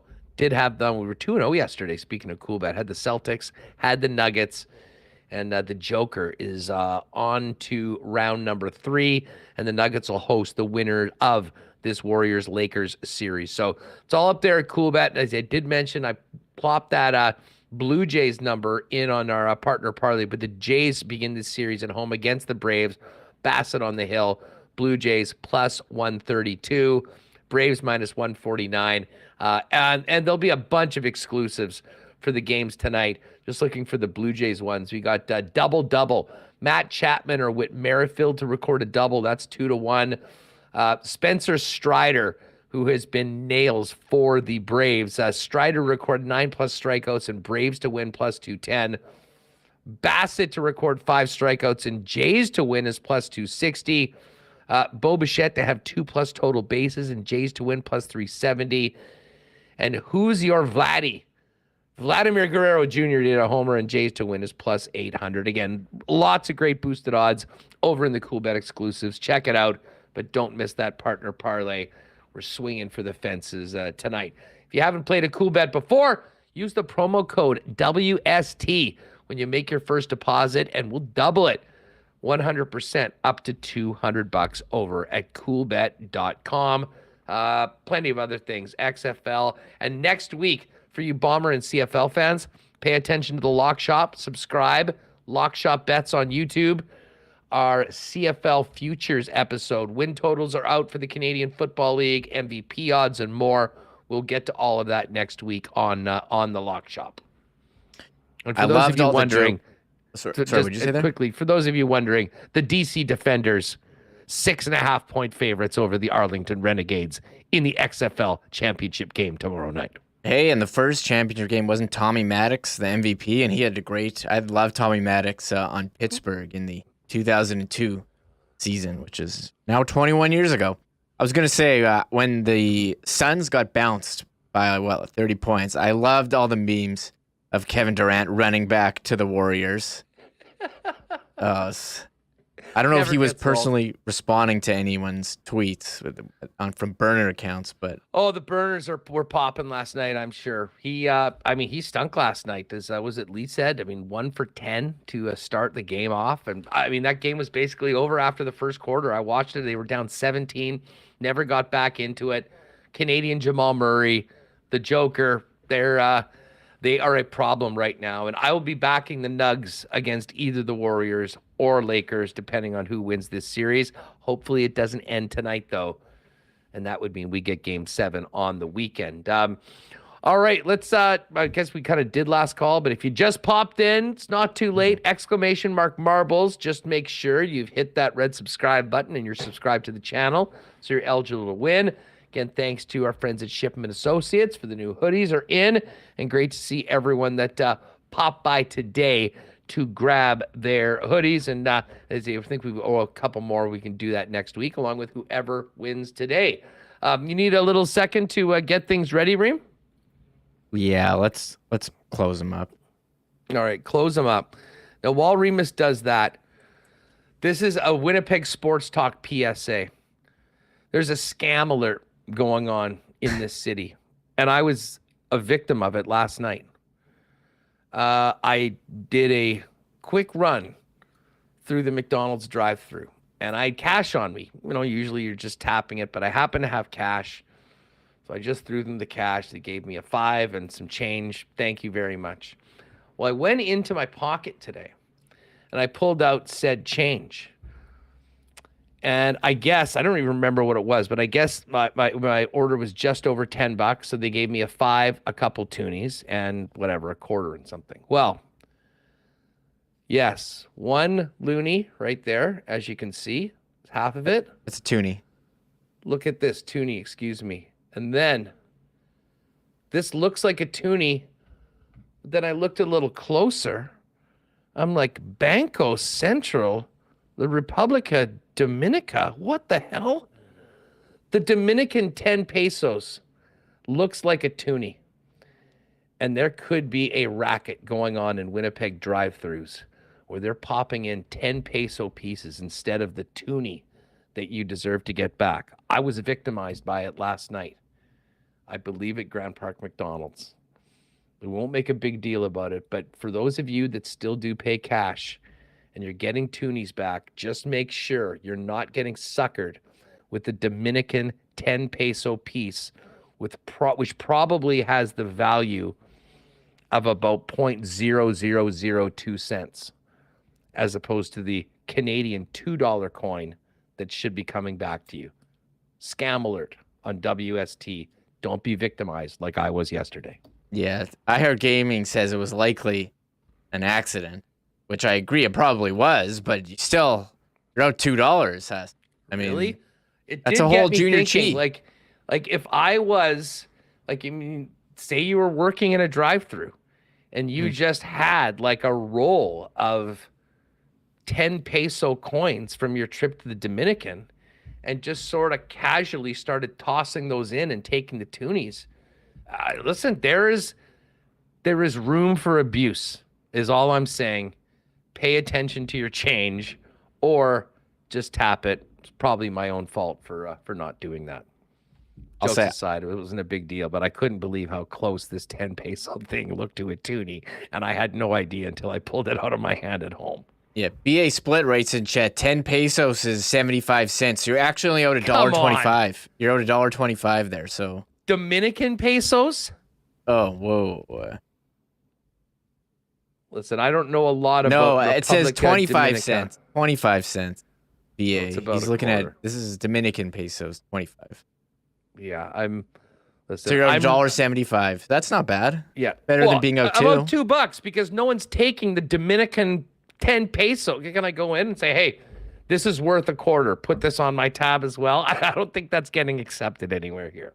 Yakman writing. This is why we tune in. This is also why we started our mailbag too. I do have some questions from there. If you do have questions you want us to answer in this kind of theme, winnipegsportstalk.com, click on contact page and submit them. I got a list. I actually got scammed around Grant Park area too this week. I went to my mail and I received a photo radar ticket for the Grant, the biggest scam around. which they just set up there. Everyone thinks it's 60, but it's actually 50, and they just rake in the money. And I don't know what everyone else out there does when they get photo radar tickets. I went to fight one time. The last one I got, which I had a really good 5-year streak of not getting one. I got one in December. I just paid it. I don't know if that's a sucker move or not. I'm gonna wait till the final day that it's due before I pay. But if anyone's got photo radar, Principle. yeah, well, that's what you do. You wait until the final day. I'm not. Yeah, but then you forget, and then you don't. I know. I pay, put it and on then my phone as a reminder. I got to smart- remember to do smart that. move. But I don't know. I was 50 and I was going 62. Like, come on, it's not like going 80 and a 50. No, that, and you think it's a 60. I mean, in that You think area. it's a 60? It like changes, and the signage here is so. This is my rant. The signage here is so terrible. You don't know. Like with the school zones, they go to any other city in North America for a school zone. They have like giant signs. Here, you can't even see it. Same with the crosswalks. That's why They don't want to make the signs good because then people will know, Yes. and more people will not get tagged with the things. Listen, I'm not really in danger of that anymore. I'm much like I'm a granny golfer. I've turned into a granny driver as well. Yes. Keep it slow. I've now have 14 merits on my license after having like -10 earlier in my driving career. You know, when you're young, you learn lessons the hard way, and that was with plenty of checks made to the DMV. So I've done that. But yes, it is Grant in particular. I think there was like a class action lawsuit about that, if I'm not mistaken. About the Some signage? guy suing the government. Well, that it was basically a scam, and it was basically designed to make money for photo radar because of basically some of the things that you've mentioned. Rod Gunn, plead guilty and wait for a court date and then see the magistrate. Is that what I should do? Well, okay. So the last time I fought it and I went there and I wasn't working at the time. And so I guess I had time to go down and wait and talk to a judge. Like, what's your defense? I was like, man, I was 62 and a 50. Like, come on. Like, what are we doing here? And I'm like, The defense is this is I'm like, I'm not bullshit. working right now. I can't pay. This is 62 and a 50. And that was my defense. And she like reduced it a little. Threw you a bone. Listen, I'm a young father. This is taking food out of my kids' That's mouth. what I said. I'm like, I'm on Can't parental handle leave. this. I'm Yeah, not working. I'm parental leave guy. I was mean, that's- 62 and a 50. I think the last one. Like, that's barely above the threshold. Give me a break. And she gave me a small one. Well, listen, you keep it slow and low, or at least inside the rules. On the road, we have no such rules for the Winnipeg Sports Talk Marble Race, where you need to go as fast as you can and get to the end of it before everybody else. We've got a hoodie from our friends at Shipment Associates for our winner. But Remo, we can't get into the marbles race before Tristan Rivers' music graces us with the marbles theme on WST. Yeah, I gotta play it. People are enjoying. Everyone's got photo radar stories in here. I'm seeing some person said they've never got one ever, which I find smart, hard to believe. Good for you. I don't know. I gotta when I start pumping like Milli Vanilli driving down Cordenhuss, it's really hard to stay under the speed limit. Not even gonna touch that because it's probably true. Nothing like blasting like the worst. It's like when you go to karaoke, go to one of those bars with the jukebox and just start playing the worst music. I cleared a restaurant once. I still feel bad. Anyways. Okay, let's have some great music. Tristan Rivers, dealer's choice on what version you want to drop for it. Yeah, which one? Sure. Here we go.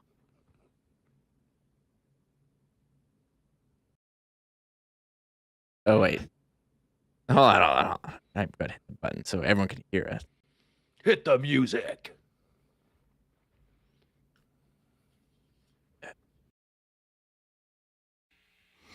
It's Friday, another week of words gone by.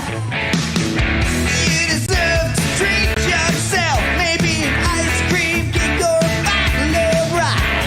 For the whole day in, so lax you can't deny. Why use effort even for pleasure? Give my love a try. It's time to do a marble race. No one's gonna separate and bend to two words. Marble race. Just like marble with the punctuation first. Marble race. Don't remember you will suffer unexpected. Marble race. Get to your mark before it's too late. Say go!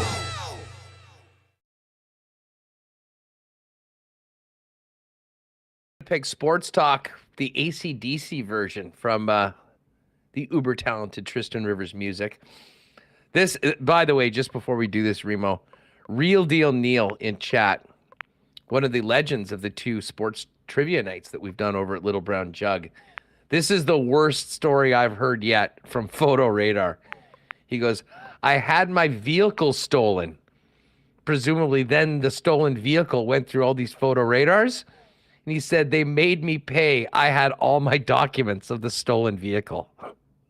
That's, I don't know how they can make you pay. If your car got ripped and then was cruising around picking up all those tickets, that would be a time to go in and talk to the magistrate, I'd imagine. Sucks for you, Neil. Good thing you're so good at sports trivia that you're able to win in other areas of life.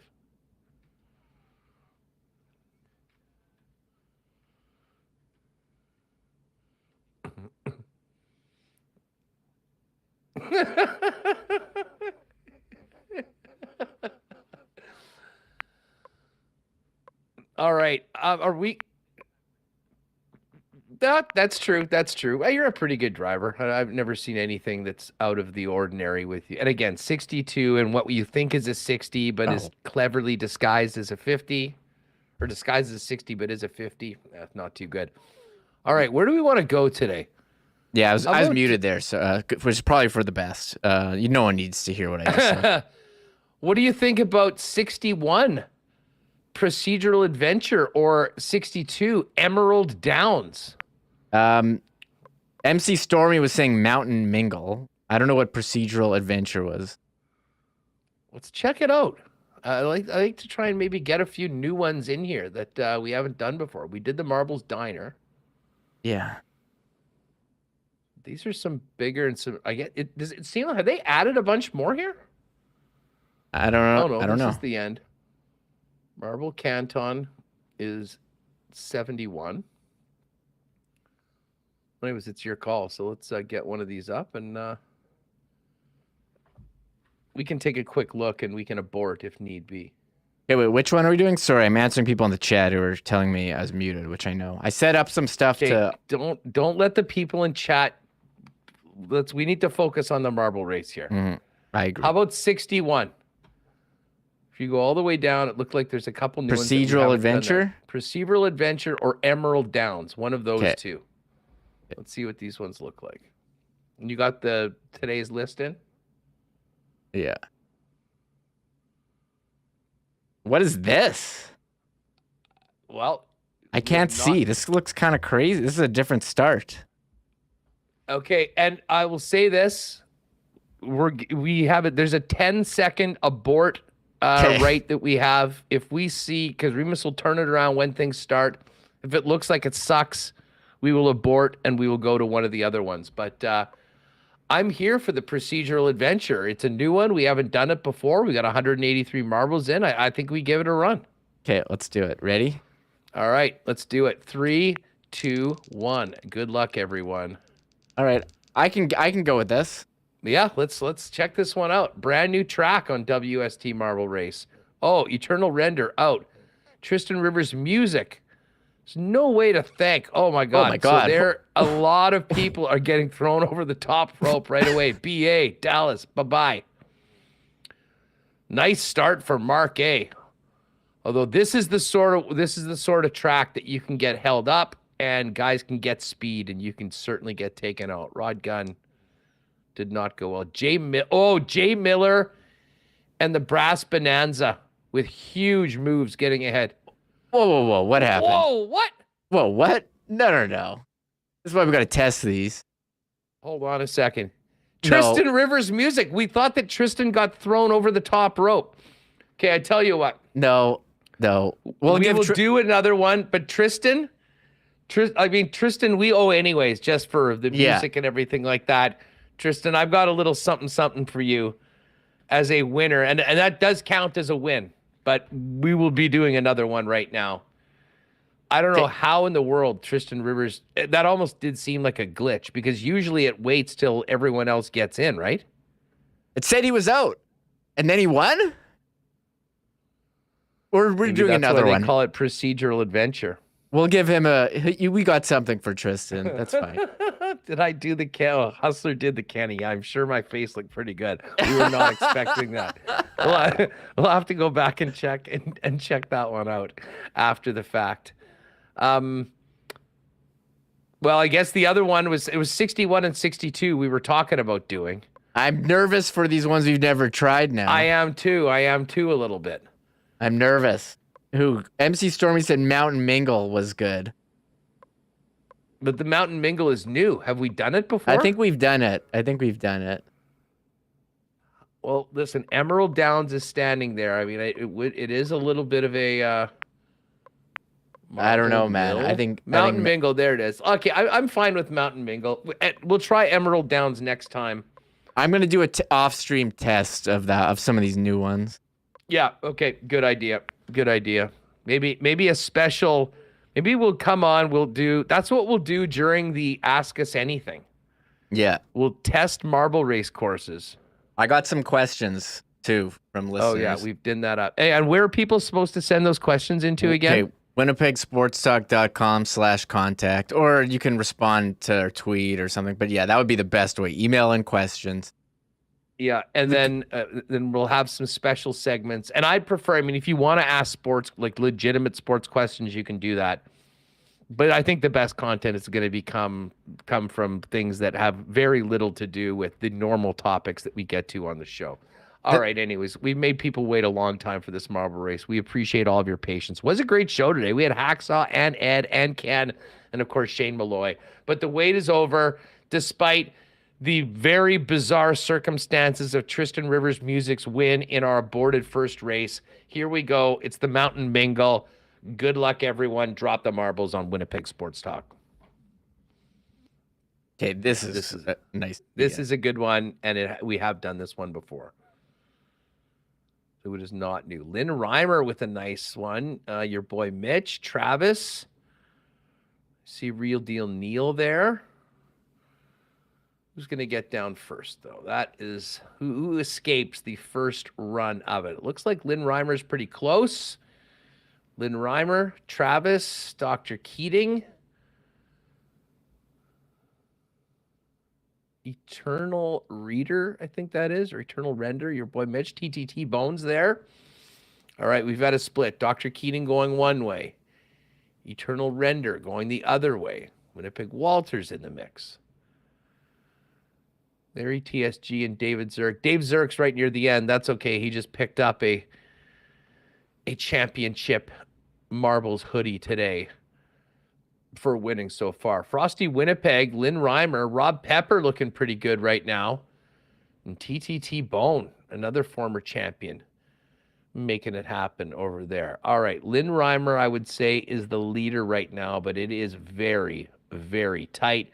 Going through this corkscrew on either side of the course, and then heading down into a funnel where things are going to get tight. Lynn Reimer, Rob Pepper, the Commodore in the mix. Who's going to get out of the funnel first? That is what we are waiting to find out. And it is anybody's race right now. Lynn Reimer, the Commodore in the mix. TTT Bone on the other side. And now we're going to come into another obstacle where everyone's coming in and who's going to get whipped around by the swinging arm. DJ 22, that's coming out. Rob Somerville is in the mix. Nope, that is over the top rope. B. Henderson also eliminated. Oh, Ryan Kibbins, gone. Jay Miller, out of here. We are having some serious casualties right now. John Paul's made it through, though. And okay, now we've got a group, including Rob Pepper, Corey O. Looks like Corey O's in first place right now, making a move. It's all Corey right now. Will he get in? Yes, Corey O. There's a first-time winner. Attaboy, Corey. Todd in second place. Let's see. I got to move my live thing up so we can see all of these ones. I was waiting for someone to come out that shortcut, but everyone fell off, and then I guess everyone just went the regular path.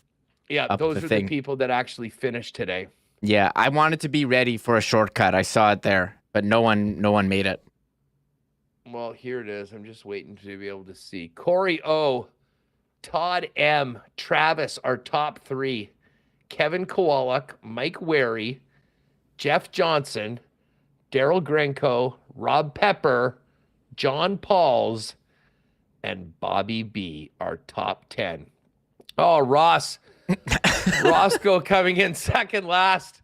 I guess that means Shorn. Unless Shorn got bounced, he'll be cheersing his lovely wife with some champagne out in the south of France, knowing that his day is made because he tuned in and beat his pal in today's marble race. You can just take her down to the bottom there, Reem. See where everyone is. So TTT Bone ended up at 22nd. Pretty good. Sergio Castillo, nicely done. Welcome back, Lucha Kicker. Velveeta, SK's in there. Matthew Jansen. What's up, Matt? Dallas Paul's at 40th. Lori Loving Life. T. Will, the Brass Bonanza. Cam Thang, the Wild Thang, 57th. What's up, Cam? I know he's fired up for Bomber Camp. Brant Batters. Hi, Brant. There's Real Deal Neil. Thought he might have some better luck after what we just heard about his car being stolen and them racking up all those photo radar tickets. Doug, Phil, Bardo. There's Bozeman, 94th. So, Shorn, you did beat Ross. And we know that just because Ross ended up being second last today. Mike Wynn, our guy, the heart and soul of Section 316. He got in the top 100. Chris Vermette, 110. Chris has been up there before. Dylan Sandberg, a.k.a. Slamberg, top pairing defenseman for the States. States had a big upset of the host Finns today to start off the World Championships. The reason I know that is because it blew a 5-gamer. I was taking all the big favorites. That was the shortest one, and USA goes in and wins 4-1. Canada coming up, I believe, a little later on today or tomorrow. There's Bravo Bry. What's up, Bry? Bry's ready for summer. I know that's for sure. Tristan Rivers Music, a little different result this time than the first time. 166th. And there's Ross at 170. The SMA at 171. And then everyone else, Rob Mahoney, Over the Top Rope, Hockey Guy Jeff, and the other casualties of today's race. All right, man, it's 3:30. We got to get these pods up. Folks, get on out to the rink this weekend if you can. Tonight, 7 o'clock. Tomorrow, 6 o'clock. Ice and T-Birds. WHL Championship. And again, if you're out around Portage, check out the Centennial Cup. It is going to be great. Tonight, it's the Portage Terriers and the Steinbach Pistons. Packed show today heading into the weekend. Thanks to Shane Malloy for some great draft talk. Ken Wiebe, and of course, Eddie Tait and Hacksaw Hamilton. And most of all, thanks to you. Hit that red subscribe button if you haven't already. And tell a friend this weekend about Winnipeg Sports Talk. Show them how to subscribe. And hopefully we'll see them and all of you next week. Appreciate the sponsors. Don't forget, Royal Sports Big Tent Sale, 750 Pembina Highway beginning tomorrow. Don't miss those incredible deals down at Royal. And otherwise, have a great weekend. Enjoy the weather. Enjoy the pucks. Enjoy the playoffs. We'll see you Monday on WST, folks. Oh, my God. Oh! Shut it down. Let's go home. Thanks for tuning in to Winnipeg Sports Talk Daily. Make sure to subscribe on YouTube and your favorite podcast feed at winnipegsportstalk.com.